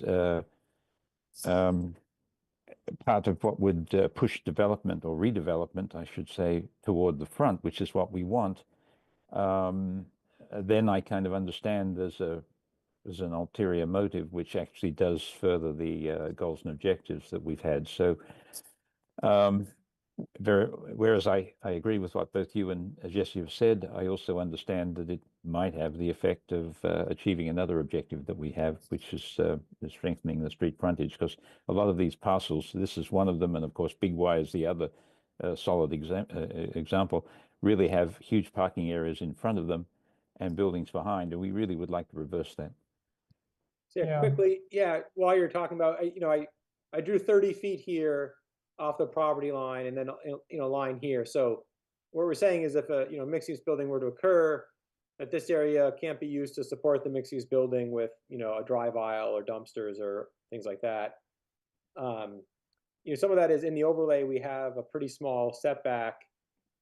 We could just change it to have a different setback. We could say a 20-foot rear setback and, not prescribe the vegetation or screening or what it can't be. And then to the point about reducing height, what we're saying is if a mixed-use building is within 150 feet, so here's 150 feet, it can only be 3 stories. And so you still could put a mixed-use building pretty close here, but it'd have to be 3 stories. You get to 5 stories when you're outside the 150 feet, or, 6 stories or whatever it is. And so, this property here on the corner would only be able to have a 3-story building. It was asked, does this reduce the number of units that staff had thought about in the overlay? And I'll say it doesn't, because when we considered a rough build out, I consider these buildings as remaining and not even consider those as being redeveloped. And so when, we were estimating that there could be, 1,000 beds or however many beds, 1,200 beds in so many projects, it was a redevelopment of, say, the front of this or some modification, but not really coming back here with a mixed-use building and keeping the surface parking here. So yeah, I think that buffer is something that was discussed. There hasn't been a conclusion by the CRC. I think Bruce, right. So some of those comments that were provided yesterday or today haven't been agreed upon by the CRC. Staff has looked at them, and I think there's, some of the points could be incorporated. And so one would be, I'll go back to my Word document is, if you like this idea of a buffer, the word vegetated is, seems to describe something as opposed to, we could say a landscape buffer, or something, if the planning board likes this language. So this is something we talked about, and now you're seeing what it looks like. And so, this is a point that can be, talked about a bit more. Bruce. Oh, I've still got my hand up. I hadn't intended, but I think vegetated is okay. I can see that Mandy Jo, I presume it's her, said that maybe it could all be stoned and everything, and I think that doesn't, or xeriscaped. I don't think vegetated necessarily means it has to be well watered. It could be some kind of meadow and so forth. It could be vegetated. It could be landscaped. I don't really care. Jesse? It should be one or the other. All right. Yeah, I agree. It could be landscaped. It doesn't make much difference. I also think with the 150-foot 3-story, we could reduce or eliminate the 30-foot buffer also, as you point out, Doug. I don't think we need both. Yeah. I see Pam Rooney's hand. Why don't I bring her over? Pam Field Sadler, can you bring over Pam Rooney? And Pam? Hi, Pam. Hi, Pam. Pam Rooney, 42 Cottage Street. Are you speaking as a citizen or as a counselor? I'm actually, well, I guess I'm speaking as member of the CRC who had this discussion, and I just wanted to double check when I looked at the measurement lines that Nate just showed you. My understanding had been that the 150 feet was actually from the nearest residential structure, not from the property line. And so the area of 3-story limitations is actually much smaller than what he was showing you in the diagram. Okay, thanks for that clarification. Anything else you wanted to say at this point? It just that it felt very important to have some sort of buffer, especially if it were to go to a mixed-use building. As Nate said, as it currently stands today, it stands, and people are used to that. But it's also a 1 and 1.5 and 2-story building.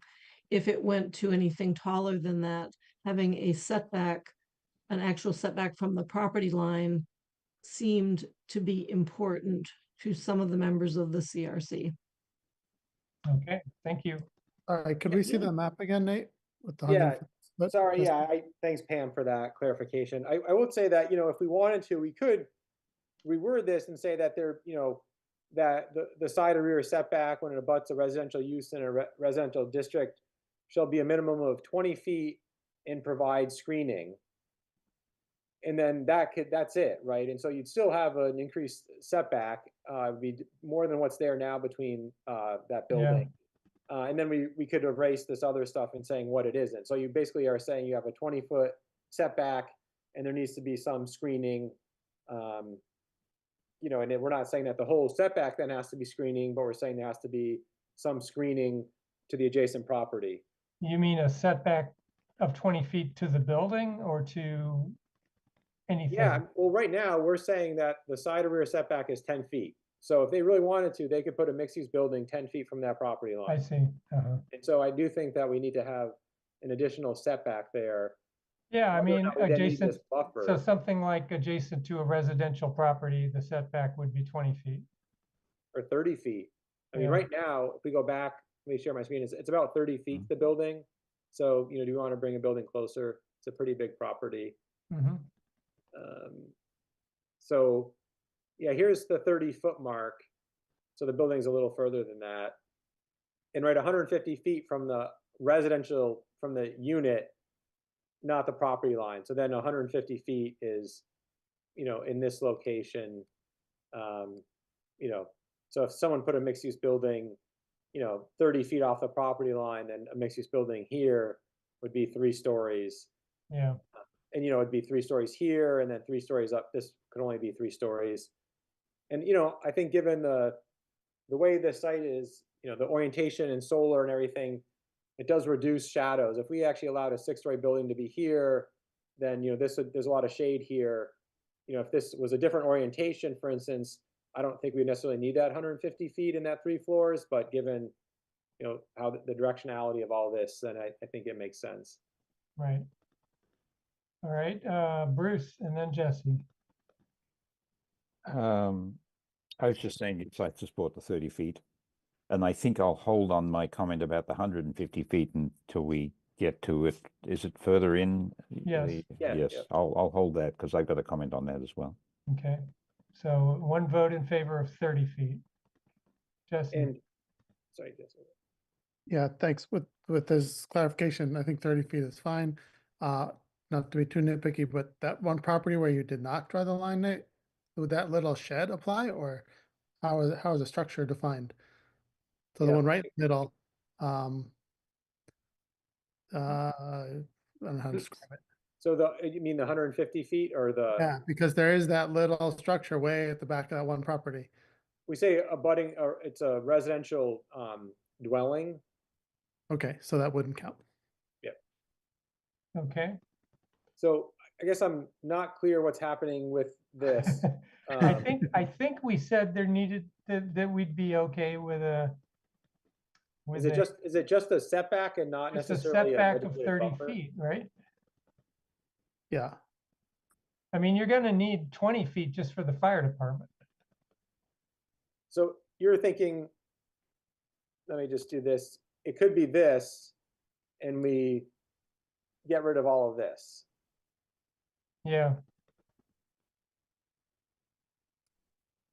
And it's not prescribing any screening or anything, although that could happen through the permitting. That the planning board could say, we want some screening behind this building, whether it be fencing or plantings. Yeah. I mean, does that seem fine for I mean, we don't have the full board at the moment, but it seems fine to several of us. I think letting the permit granting agency weigh in on screening, which typically is done without it comes as part of the findings and so forth. I would say.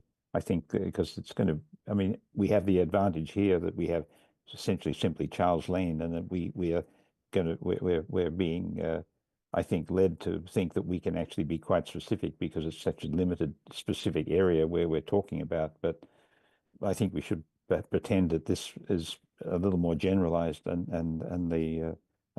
let the permitting granting agency figure out what kind of screenings and so forth might need to be in a setback or along a setback. Yeah. So yeah, this might also apply to some properties on Route 9. So, there's some residential uses near the Cooley Dickinson properties down on Route 9 where this may also apply. But All I right. think letting these other things happen in there, I think is principally fine. That's not really the big problem here. Shading and other things are. I'll keep moving down then. So we changed it to 70 feet, 65 to 70. I think Yeah. that was seen before. Here's this other provision. So any mixed-use building with an exterior wall within 150 feet of an abutting residential dwelling on a lot in a residential district shall not exceed 37 feet or 3 floors. And so again, it's the whole building. It's not like they can get outside this 150 feet and then step the building up. If we go back to the map, it's like if you want to get to that setback and you're within 150 feet, that building has to be limited to 3 floors. The whole building. Is it the entire building or just the portion of the building within 150 feet? No, it's the whole building. So that was a question that was asked. So if we go back here, right, you're asking like if the building was put here and then it goes outside the 150, could the part outside the 150 Yeah. then be bumped up? And the way that's written, it's not. It seems kind of odd. Like, I guess we could say that. It just seems like, really we want the development to be here. Do we really want someone to put a building here, come out 40 feet, and then the other 40 feet become 6 stories? I mean, I guess if we want to say that, we could, but that's not how it's written. Well, I just, I'm always worried about the cost of elevators. And, I mean, why would I want to have to make a small 3-story building when I could, include it with a taller building and then the same elevator can do all of the floors. It's really the massing that we're worried about, right? Not the massing within proximity to a residential dwelling. And so, right, we could say that portion of a mixed-use building, or something that qualifies. Yeah, I think that to me would be more logical, I guess I'd say. It's controlling what we actually want to control.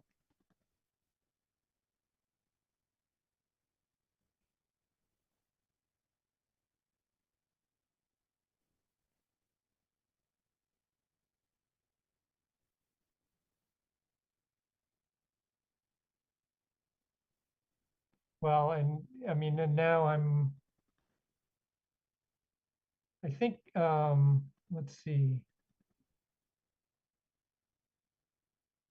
Don't you have to take out the exterior wall language there? Yeah, I think that's right. That portion of a mixed-use building Within within 150 feet of a residential dwelling shall only be yada, yada. Yeah, sorry, I hadn't gotten that far. And so when we say an abutting residential dwelling, it really is, say, so it doesn't cross Route 9. That's not considered abutting in zoning terms. So it's really, if it's, touches property. So across streets doesn't count. It's really properties are touching. So all right. So given that, usually the first floor is taller than the upper floors, is 37 feet adequate to, if your first floor is, let's say, 18 feet, and then you've got 2 floors at 11, then you're at 40 feet. So I wonder whether we'd be better off just bumping that up a little more than half, a little bit more. Oh. You know what I mean, Bruce? Yes, but it seems to me that that the 10-foot floor to floors is what I understand. If I were doing it, I would do 9 if I could, because you don't want to add height where you don't need it. Yeah. But 10 foot seems to be a pretty generous floor to floor allowance for residential. And it wouldn't apply to the upper floor because, you know, it's not load bearing and so forth. So, Yeah, so I that think gives 20, you that's 20, and then you've got 17 for the first floor. 17 So for the first floor. it seems 37 seems fine, but I think it's a very good question to have asked, Doug, so that we actually look at it. 40 is way too much. Well, I will say we don't allow exceptions though. So, you know, if they don't have to go to 40, right? That's the max. Right, So if they right. Well, only need, you're right. They're going to be driven to make it as low as possible because gratuitous height is to gratuitous expense. Right. I mean, we don't, unlike say what happens elsewhere in the bylaw or zoning districts, you know, we don't allow a waiver or any changes. So if we said 37 and then they, well, say we needed 37 and a half, they couldn't get there. Okay. I don't know, we could change this to 39, I don't know, whatever. I think. Okay. Well, I guess it's something worth thinking about. Mhm. We, you know, mixed-use building is a defined term. We haven't been great in our bylaw about capitalizing defined terms, and so, you know, whenever we can now, we will. Okay. So one question, go back to your Google map of that parcel. Along University Drive, in that area, at this little mall, Yeah, there's this swale that looks like it's a wetland right. and basically precludes you from having any street frontage. Right. So how does the street frontage requirement apply here? Well, so they would put it, you know, we have a setback anyways, and Yeah. then, you know, we say, you know, I think we say, you know, it's really whatever, you know, so if there's a site constraint like a wetland, they can't build in the wetland, so it's however close they can get, and they still have a street facing facade. So if someone were to put a building here, there's still a street facing facade that needs to have the 75% to a depth, right? Okay, all right. So you think that would still apply on this parcel? Yeah, so the way it's written now, and we can go on it a little bit later, but right, if say they were to redevelop this, a building here, this is the street facing facade, so 75% to a depth of 24 feet needs to be, Yeah. you know, And the same along Amity Street. we don't have that provision for Amity Street. Okay. But let's just say this building, say this were the building, and it's a big property, and they want to make this a mixed-use building back here. This still is the street-facing facade. So we're saying that this still has to be 75% to a depth of 24 feet, needs to be mixed use as well. And so that was a discussion at the CRC. Would there be the ability to say, this is the total mixed use or non-residential space required with these two buildings. Could you take some of this, maybe half of this space, and put it on the front one and have, you know, so you still have the total kind of total gross area, but it's reduced on the second building. And so in my Word version, we there was some language asking that or commenting on that. So okay, we can get there. What 17412 is saying that Nate, before you go forward, Jesse's hands up, and sure. I wanted to, before we leave that area, Jesse. Great, thank you. This has come up a couple times over all these discussions around the commercial space and existing shops or trying to prevent the fate of the carrot shop shops. And again, I just want to ask, I guess, staff, is there really no way we can encourage or require some kind of lower rent for existing properties or small businesses? You know, can we be creative and really try and encourage that? I mean, look, Barry just before was so great. He's already negotiating with those tenants to keep them there. Potentially new developers won't do that. So is there a way we can build this into this new plan? Because again, I think we've all agreed the profit here is going to be in all the apartments most likely, and the commercial might be an afterthought. And if we can encourage small businesses and existing businesses to stay around, I think that would be a huge plus. I just don't know what those mechanisms are. Yeah, that was a comment too. I don't think we can require it in zoning. That's getting too much into the use interior of the building. We could encourage it, and I'd say we can encourage it by keeping the 75% requirement for all mixed-use buildings, whether or not they're on the front or the back, right? So the more non-residential space you have, the likelier is that some of that could be a lower rent space. But we can't say require that if the Hampshire Bike Exchange property is redeveloped, that the Hampshire Bike Exchange be put back in the new building, right? What we have done is we said that the new building has to have this amount of space, and then it's really, you know, we could encourage the applicant or developer, they could talk to the town manager, assessor to see what could happen, but it's really to me it's not a zoning discussion at that point. But I understand what people are saying in that worry. I would say, well, let's try to provide space to allow those businesses to remain. That's kind of how we could do it. Okay, I see Fred. Yeah, I agree with what Nate said. I understand the desire to essentially have affordable commercial space. But I don't think you can get there in the zoning bylaw. Affordable housing, those parameters have been around for a long time, and developers, you know, like Barry Roberts and so forth, they know how to price those into things. But affordable commercial, that's not, it's a great idea, but I don't see how we can write it in. I think we have to just hope that that we create conditions that allow that to succeed in the market. But I think that's as far as we can go. Okay, thank you, Fred. Nate, let's go on. Sure, 17412, this is describing the area south of the post office. So all these parcels, map 13D, parcels 2, 3, 5 through 70, is that whole southwest corner. We're saying the first or ground floor shall be exclusively occupied by any permitted non-residential use other than parking.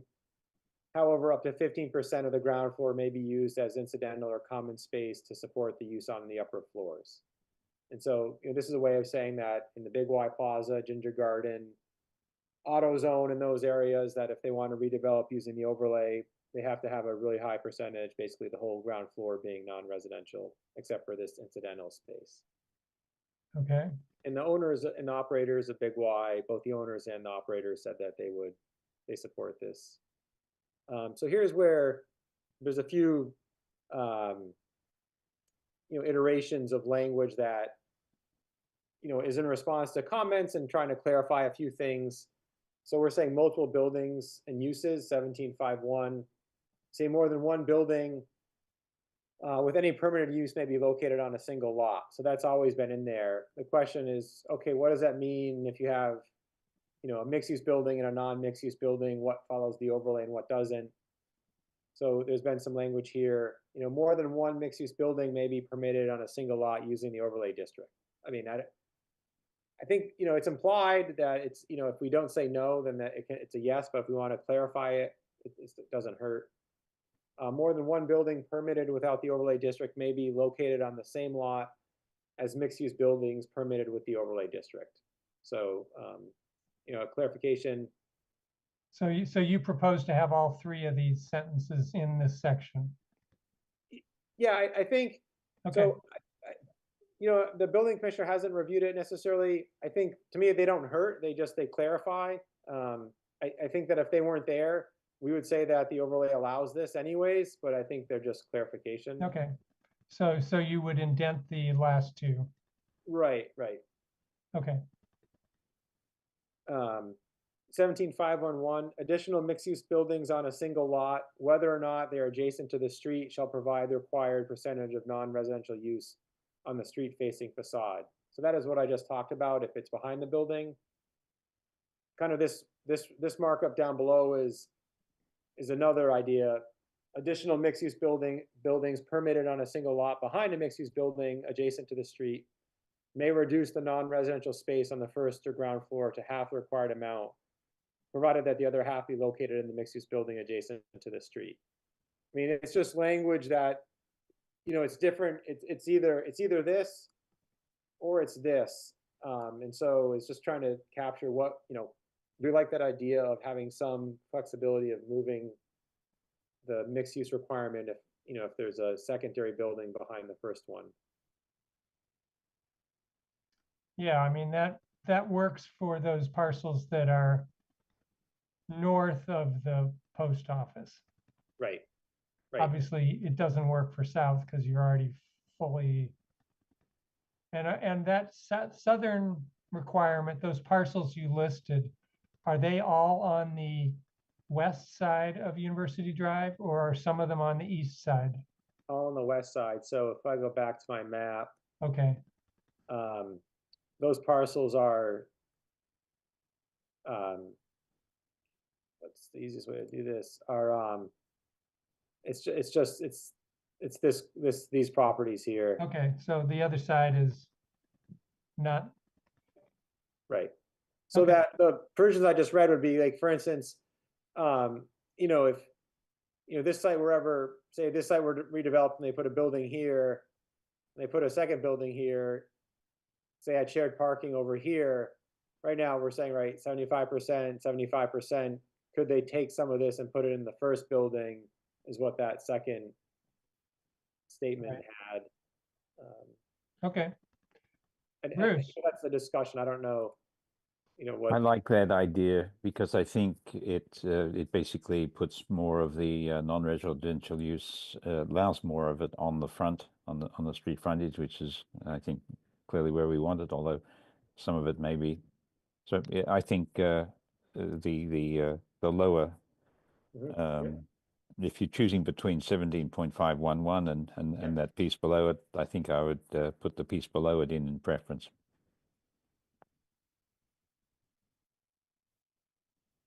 All right, Yeah, Jesse had his thumbs up and I'm fine with that too. all right. And Johanna's been very quiet tonight. Johanna, Yeah, I'm not feeling particularly well, so I'm listening in. I'm appreciating everyone's engagement. You can always send comments to staff after the fact. Anyone can actually, so. If we're going down the project open space, we removed some language here. We consolidated one of the standards and conditions. And so right now it says every project shall have provide usable open space. We deleted on the inside or exterior of a building and some other things. We say project open space on the site shall be provided in areas that are not required parking, driveways, multi-use paths, service areas, or steep sloped areas. There's some questions about what does that mean? There's no, you know, parameter or metric there. So, you know, it's at the discretion of the permit granting authority.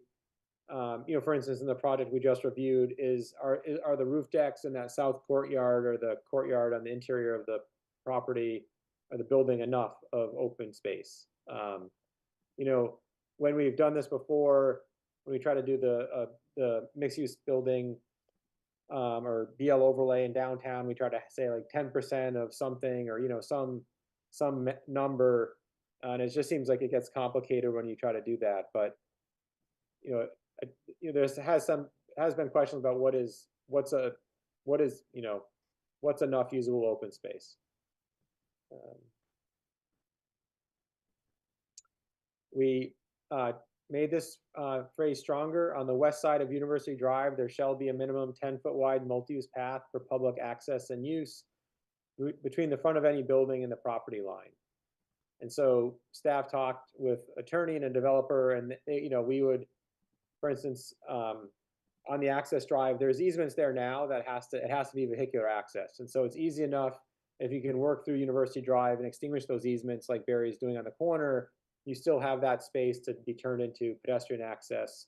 And through easements or agreements, the town can maintain that. And the town does this in other spots where sidewalks enter onto private property through easements and agreements. So it's not, there's been some questions about that. I think we can require it. Tom Reedy said, sure, go for it. It's not a big obstacle to development. Okay. Before it was saying something like, there should be a multi-use path, but we made it shall, and we, defined it a little bit stronger. We say the planting of street trees shall be required. We clarified, the whole section 7.0 doesn't apply in terms of parking. I think that had been there. But an applicant is required to submit a parking utilization study and a parking management plan so that the permit granting authority can determine enough off-street parking is provided. Design guidelines, we've clarified a few of these. So we say, to the extent feasible, a majority of the street-facing facade shall be built along the length of the lot frontage, so the width of the lot, and be generally located along the minimum front setback line to reinforce a sidewalk street edge. And so, Doug, to your point, if there's wetlands or something that make it, you have to have the building back further, then that's not feasible. And so you have the building as, where it can be located and across the lot as much as possible. But, if that's not the case, then you have the buildable portion. And so 70 University Drive, which isn't shown here. The aerial is a little older. The 70 University Drive was put where there's wetlands, and so the building is something like this. And you could say, well, why isn't it built across like this? And it wasn't feasible because there's wetlands. And so the building was built so that, to the extent feasible, there is a street-facing facade. I don't know. If we didn't have that provision, I think what someone could do, even if there weren't wetlands, they could put a building, back here or something, and not really up along the frontage and along the front of the property. And so that condition is really trying to get buildings to be developed, along a streetscape. So when you get back to your draft, you had some language about additional buildings on the lot, additional mixed-use buildings.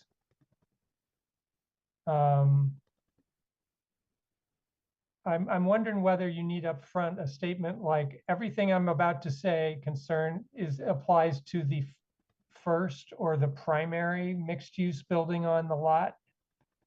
And then, then you can say, well, in one instance, there's some language about an additional building. Well, is that what we want? So say there is a pretty big property and you could have two mixed-use buildings. I know Pam loves it when I annotate, but if say this is the street and it's a big property and they put one mixed-use building here, wouldn't we want another mixed-use building here too? So to the extent feasible, they do this. Otherwise, they could do this. Okay. All right. They could do like this, and then this becomes parking. And I'm not sure that's how we'd want that to occur. Even like Tom Reedy's first design, they had the main building, and then a narrow building. Like that still works, right? Because a majority is still built out along the front setback line. Okay. All right. I'll drop that. No, it's a good discussion. I don't know if. Well, I wasn't thinking about having two buildings right on the street. I was thinking about, you want to make sure that all of this stuff applies to the first building and that it's along the street. Or the second, right? It depends on the lot. It's okay. really hard. All right. Yep. So we changed everything, to say the street facing facade. That was a previous change, but consistency in terms of You know, the street facing facade shall have variations in architecture, detailed, change in plane. Oh, I'm still doing this. Hold on a second.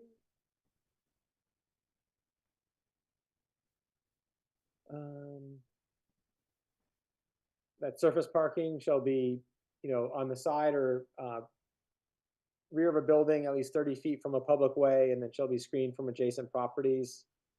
You know, this 30 feet, you know, really we don't want it to be closer than a building. You know, so, you know, if the setback is 25 feet or something, we don't want parking to be in front of the building. I don't think there's an issue here, but we deleted this one condition about louvers and other things can't be visible. We kind of say it here already. Rooftop mechanical equipment shall be screened. And then we say here loading docks, dumpsters, mechanical equipment, utility meters, we say except as required by the public utilities, shall be located in low visibility locations. And so, you know, whatever is in red here is new. Sometimes public utilities are pretty strict about their requirements, but we, you know, want to have some way to negotiate or discuss it. And so, you know, those are the changes right now to the amendment. Okay. Well, okay, so I think we've got kind of a consensus from the folks that are here. You know, I mean, if we wanted to tonight, could we just say, yep, we endorse this, let's send it to town council and you can write up your report on our public hearing? Yep. So I think the, you know what, the CRC is meeting next week. And so really what's happening is we presented a draft to town council that was referred back, and that draft was, say, the base version of this. And what the planning board and CRC will do is say, well, we recommend this, you know, the changes. So we would, you know, it'd be a clean version, a track change version. So what would go back to council would be, we recommend what's here, you know, the differences and the new changes. The CRC may recommend something different. Usually, right. I mean, each body can have its own recommendations, right? You can though, yep. Well, I feel like we're pretty much there. If we were, I would just want to just make the few changes we talked about. Sorry about the scrolling. Jesse, you want to talk before he's finished or not? No, I'll wait till he's done. Okay. We're okay with this. I think it was this buffer here. We were going to delete this. Yeah. That portion, we like that.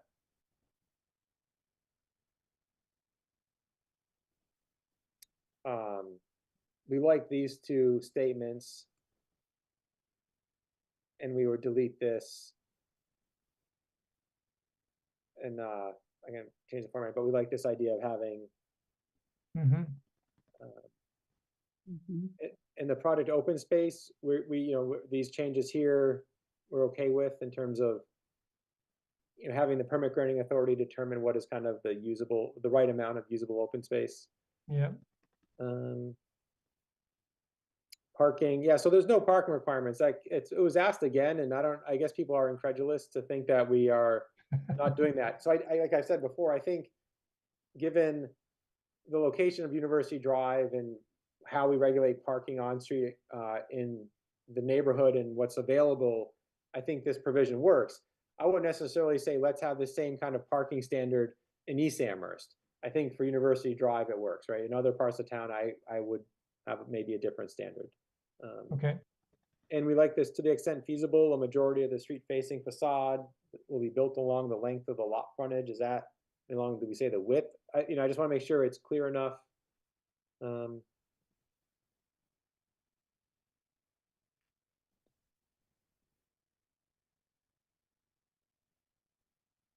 If there's a clear, if we like the width or length better, any language there? Well, I mean, could you also say that the street facing facade shall be located at the at the setback line or something?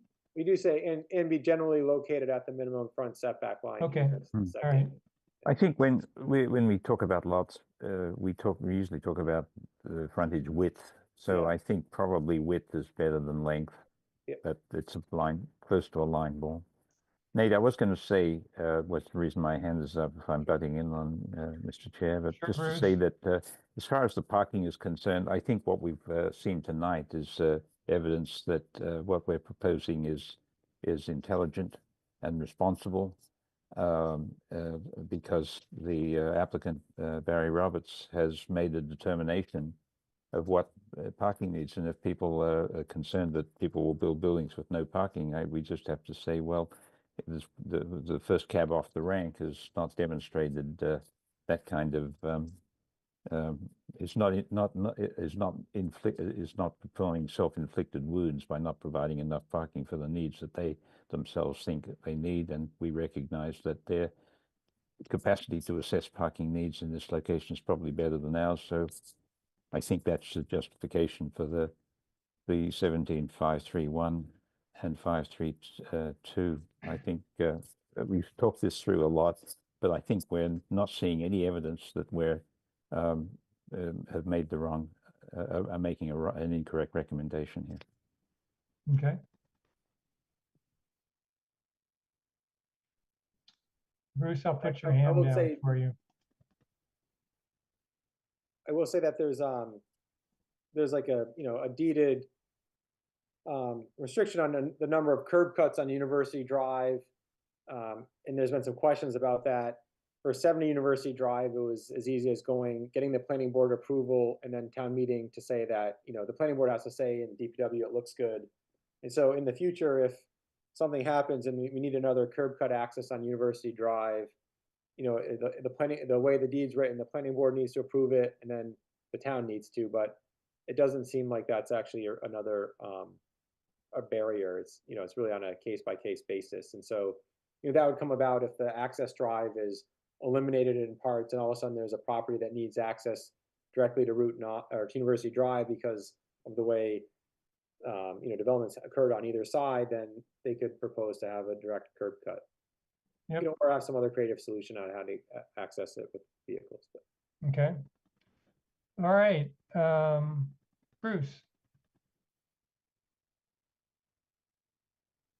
Bruce, you're muted. Thanks. I'm sorry about that. I would move that we submit the document as amended this evening as our recommendation to the council for the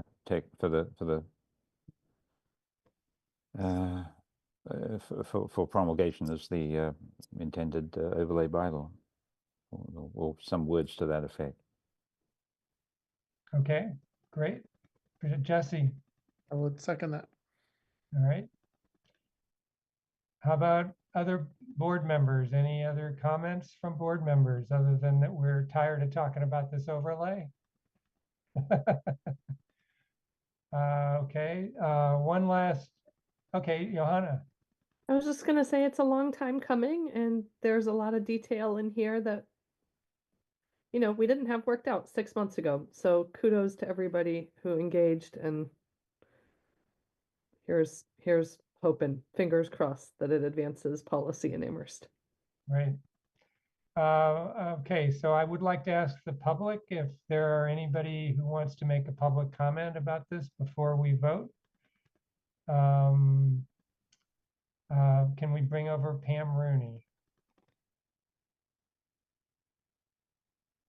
Hi, Pam. Hi, Pam. I'm Pam Rooney, 42 Cottage Street. I'm speaking as a resident. I am continuing to think about the 150-foot setback from a residence for maintaining a 3-story height of the building. Given your recent rewording of that to say that portion of the building within 150 feet is 3 stories, it means that just outside of that 150-foot mark, the building can go to 6 stories. And I have to admit that I am thinking about this from a very personal perspective, and that is that I get to look at Kendrick Place building, which is 5 stories, and it is 400 feet away from my window. The sun sets literally at least a half an hour earlier for me in my office than it does for the rest of the town, because that building does in fact block my light at 400 feet. If I imagine a 6-story building nearly 150 feet away from my neighbor's house, for instance, it is very much in the same tone as the 40R blocks that were being proposed a number of years ago, where it was 5 stories within, literally with a 20-foot setback from a residential area. So if you have the energy to talk about that subject for a couple more minutes, I would greatly appreciate that kind of consideration. Thank you. All right, thank you, Pam. I don't see other hands from members of the public. Board members, any comments in response to Pam's comment? Jesse, and then Bruce. I think that's a very valid point. Maybe we can look at the map quickly again. Sorry to belabor this, but Yeah. Bruce, what were you going to say while Nate brings up the map? I was going to say, Pam mentioned the sun sets. Well, we could make that setback go from 150 to the whole of the lot, and it's not going to make a huge amount of difference. It's going to make some difference, clearly, but at some point, a 5-story building on that lot is going to make a difference. They've got pretty good sun up until late afternoon, and of course this is only late afternoon in winter. In summer, that won't create any shadowing in those houses, so it's a portion of the this time of the year. So I don't know, we could make it go from 150 to 200 feet, or and maybe that's what Jesse wants to explore, so let's do that. But I think it would be a matter of deciding whether 150 should be more, and how much more. so my first thought after listening to Pam was, I'm not sure anything above 3 stories in that whole lot wouldn't cause the same problem, right? Yeah. So if you put 5 stories even just way on the edge, which will be 400 feet away, it's the same issue. Right. So unless we remove that whole lot from this overlay, I don't know how to accomplish that. But I definitely understand the point being made. Yeah, I mean, I understand the impact. I guess we're trying to balance competing interests here. And at least we all started with the objective of trying to have a lot of houses or a lot of beds down here. And that sort of necessitates that. I mean, it does remind me, we got a public comment at one point from, I think it was Cinda Jones, who lived up the hill here, who was saying, if there's anywhere in town that a tall building would probably be most easily tolerated, it's down here at the bottom of the hill. So to that extent, this is probably the least detrimental place we could do this.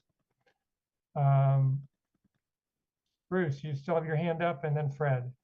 I do. I'm also noting that in many lots, this kind of shading happens because people plant trees, and sometimes it's their own trees even that they plant carelessly and stupidly that end up shading. But we could create this thing and make it a 3-story right across the whole lot, and somebody could plant not very tall trees along the buffer then and defeat the whole purpose. So I'm inclined to leave it the way it is, although I appreciate Pam forcing us to be a little more deliberate here. Yeah. Fred? Fred, you? Yeah, I had to unmute myself. Yeah, I agree also. I have a lot of sympathy for what Pam is confronting, but I don't know where this ends. And I I think to follow through on this logically results in the tail wagging the dog, and I don't think that's good public policy. So I have a lot of sympathy for this, but I think the way we've got it is correct. All right. I'm basically in the same camp with Bruce and Fred. So the way it reads now is that, sorry, that, you can have a building within 150 feet, it's limited to 3 floors. Once it hits 150 feet, it can jump up. So, that's what it says, and I just want to make sure everyone understands that. Yep. And Johanna, you are fine with where we're at? Jesse, anything else you want to say? I guess Pam, we hear you. Okay, all right. In that case, we have a motion on the floor. A yes vote is to recommend this current draft to town council for enactment. And I'll just go through our list here. Bruce? I'm a yes. And Fred? Aye. Jesse? Aye. Johanna? Aye. And I'm an aye as well. That's 5 in favor, 2 absent. All right. So, Nate, I guess, do you prepare a sort of it's probably a relatively brief report. Is that right? Along with this track changes? Yeah, this will be discussed with the CRC next week. And then, when it moves to council, there'll be a memo and a track, Yeah, the memo rather than the report. But I'm not sure you need to, recap all 7 meetings in which we talked about this. Yeah, I would look to streamline that. It used to be that the memo would be like 20 pages, and I'm not sure anyone wants to read 20 pages. Yeah, they can go back to the minutes for those 7 meetings if they want to get the blow by blow. Bruce? I recall you, perhaps Doug and others maybe who were at or viewed the town council discussion on this, which I confess I have not, being surprised that there was less discussion about the fundamental objective of creating housing than given where we started from and so forth, and that was surprising to you. So, Nate, I'm encouraging that your report front and center, in the first paragraph, make a very powerful statement that this is what's driving this, and make sure that people understand that that's the objective, and at least make sure it's enfolded into the deliberation properly. Okay.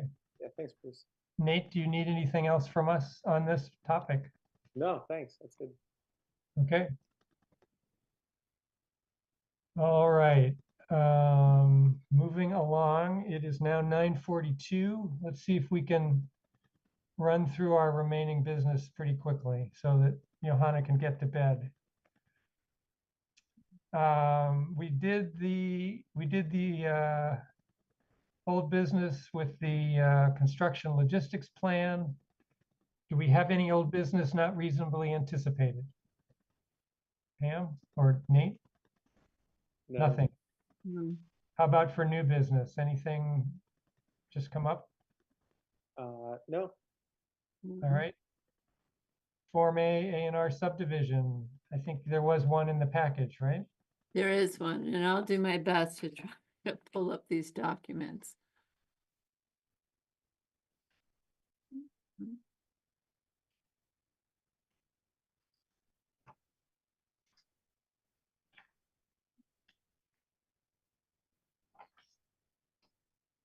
And this was dividing an existing, Mhm. taking two parcels and changing the boundary between them, right? That is correct. So it's 26 and 34 Shumway Street, which are owned by the same person. And this is it here. Can you see it? Yep. Perfect. So it's these two lots right here, lot 1 and lot 2. This is the existing dividing line right now that this would go away. And so they're just changing this parcel line here. So the owner of the two lots is adjusting the lot line so that this one has a little more property. This already has a rental unit on it. And there's talk about trying to fit a duplex also on this property. And this is the sort of the homestead of the family that owns this property. All right. And so the question before the board is whether you're all okay with me signing this, that subdivision approval is not required. And it's clear both parcels have street frontage. Doesn't look like you need to build a subdivision access road. Fred?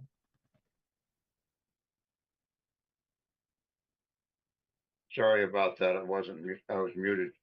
Pam, I don't understand how you're gonna add 2 units to a 14,500 foot unit parcel that already has one. This is the general residence zoning district. It looks to me like he's proposing to add 1 unit to make a total of 2. Am I missing something? Well, really, that part isn't the concern for us tonight, Fred. This individual went to the building department to try to seek permitting and was told that they needed to seek an ANR because they didn't have enough property on lot 2. So this is what they have chosen to do. So what we're looking at is whether they can move that lot line, and if there is enough coverage and frontage. Nate actually pointed out that lot 2 is already a non-conforming lot in terms of frontage, but they're actually Nate, correct me if I'm saying this incorrectly, that they're actually decreasing the non-conformity. So it's allowed. The building commissioner has looked at this and said it's okay.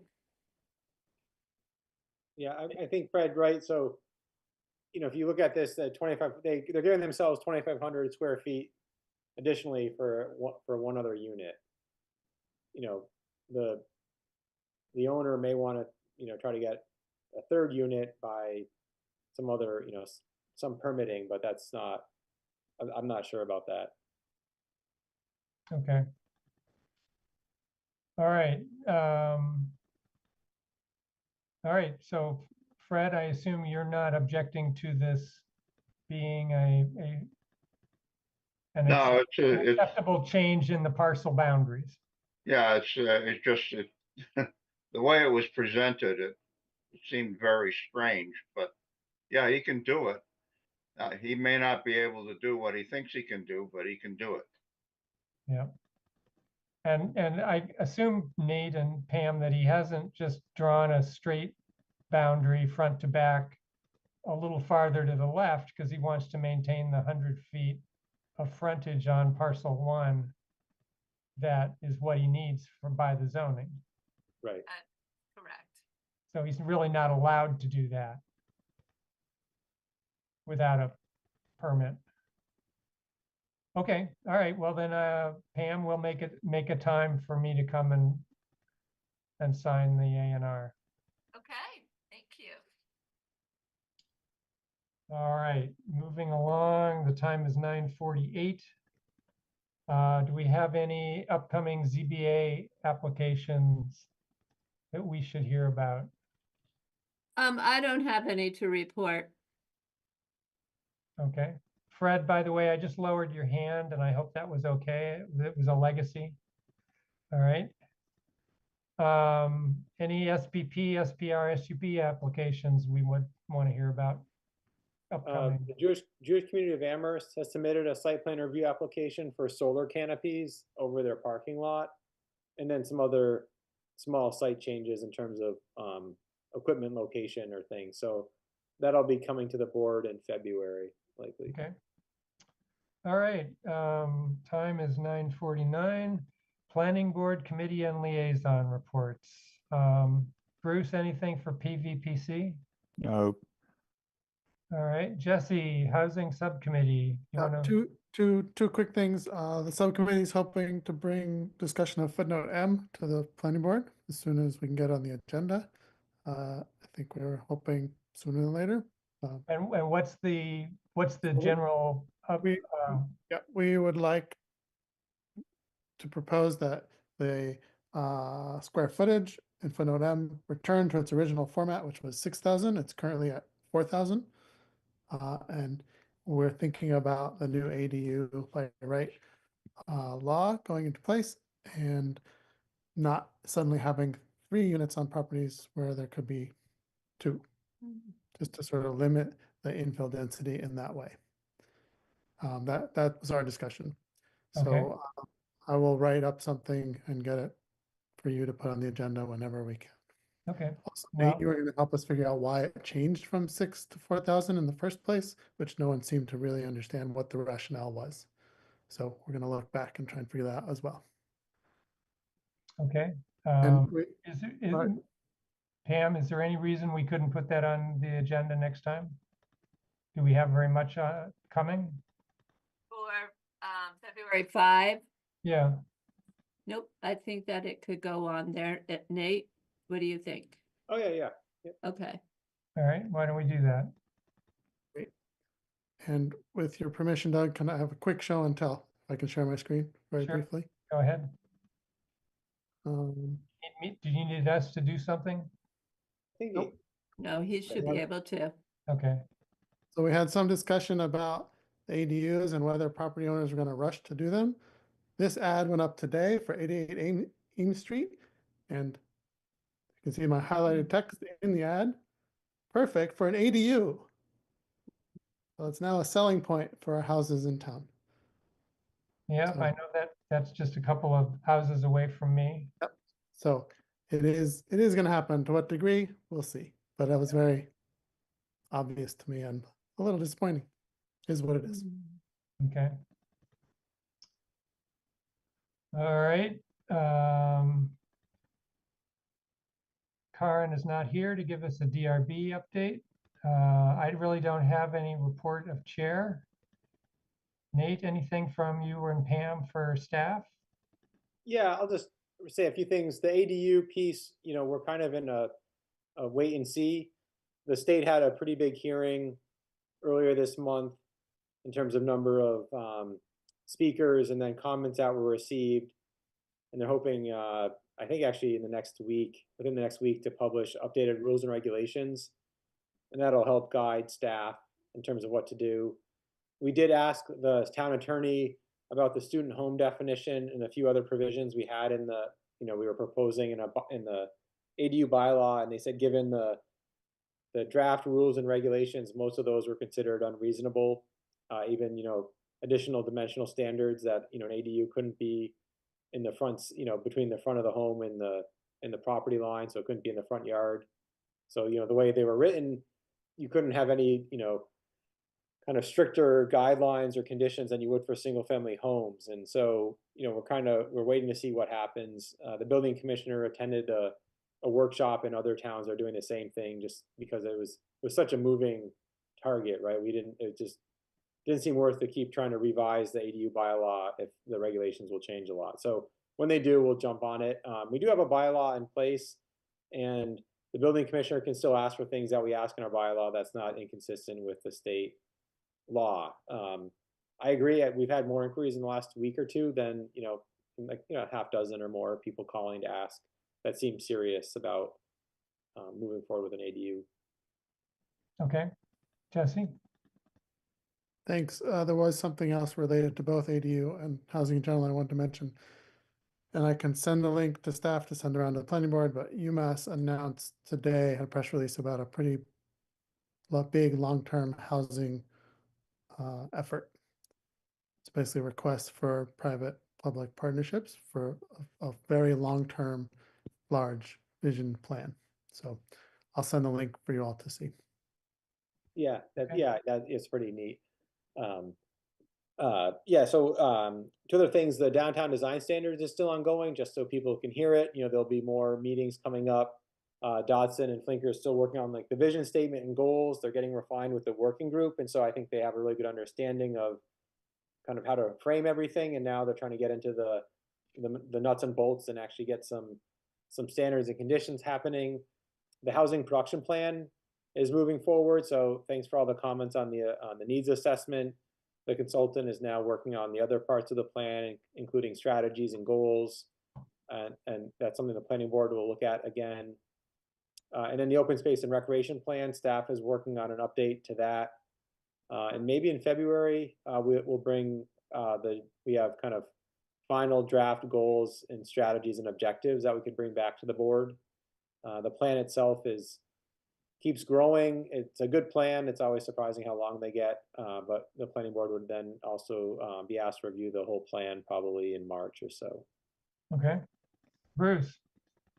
I'm just reminded myself that tomorrow night there's a housing panel at Town Hall. I think it's both in person and Zoom thing. It's Nate, you probably know more about this. Jesse, maybe you do too. I just wanted to say that I'm intending to attend this thing at Town Hall. It's I think Mindy Dom's involved. It seems to be a gathering triggered by the Healy housing bill, this colossal bill that the administration has put through, which the ADU is actually a small fraction of, right?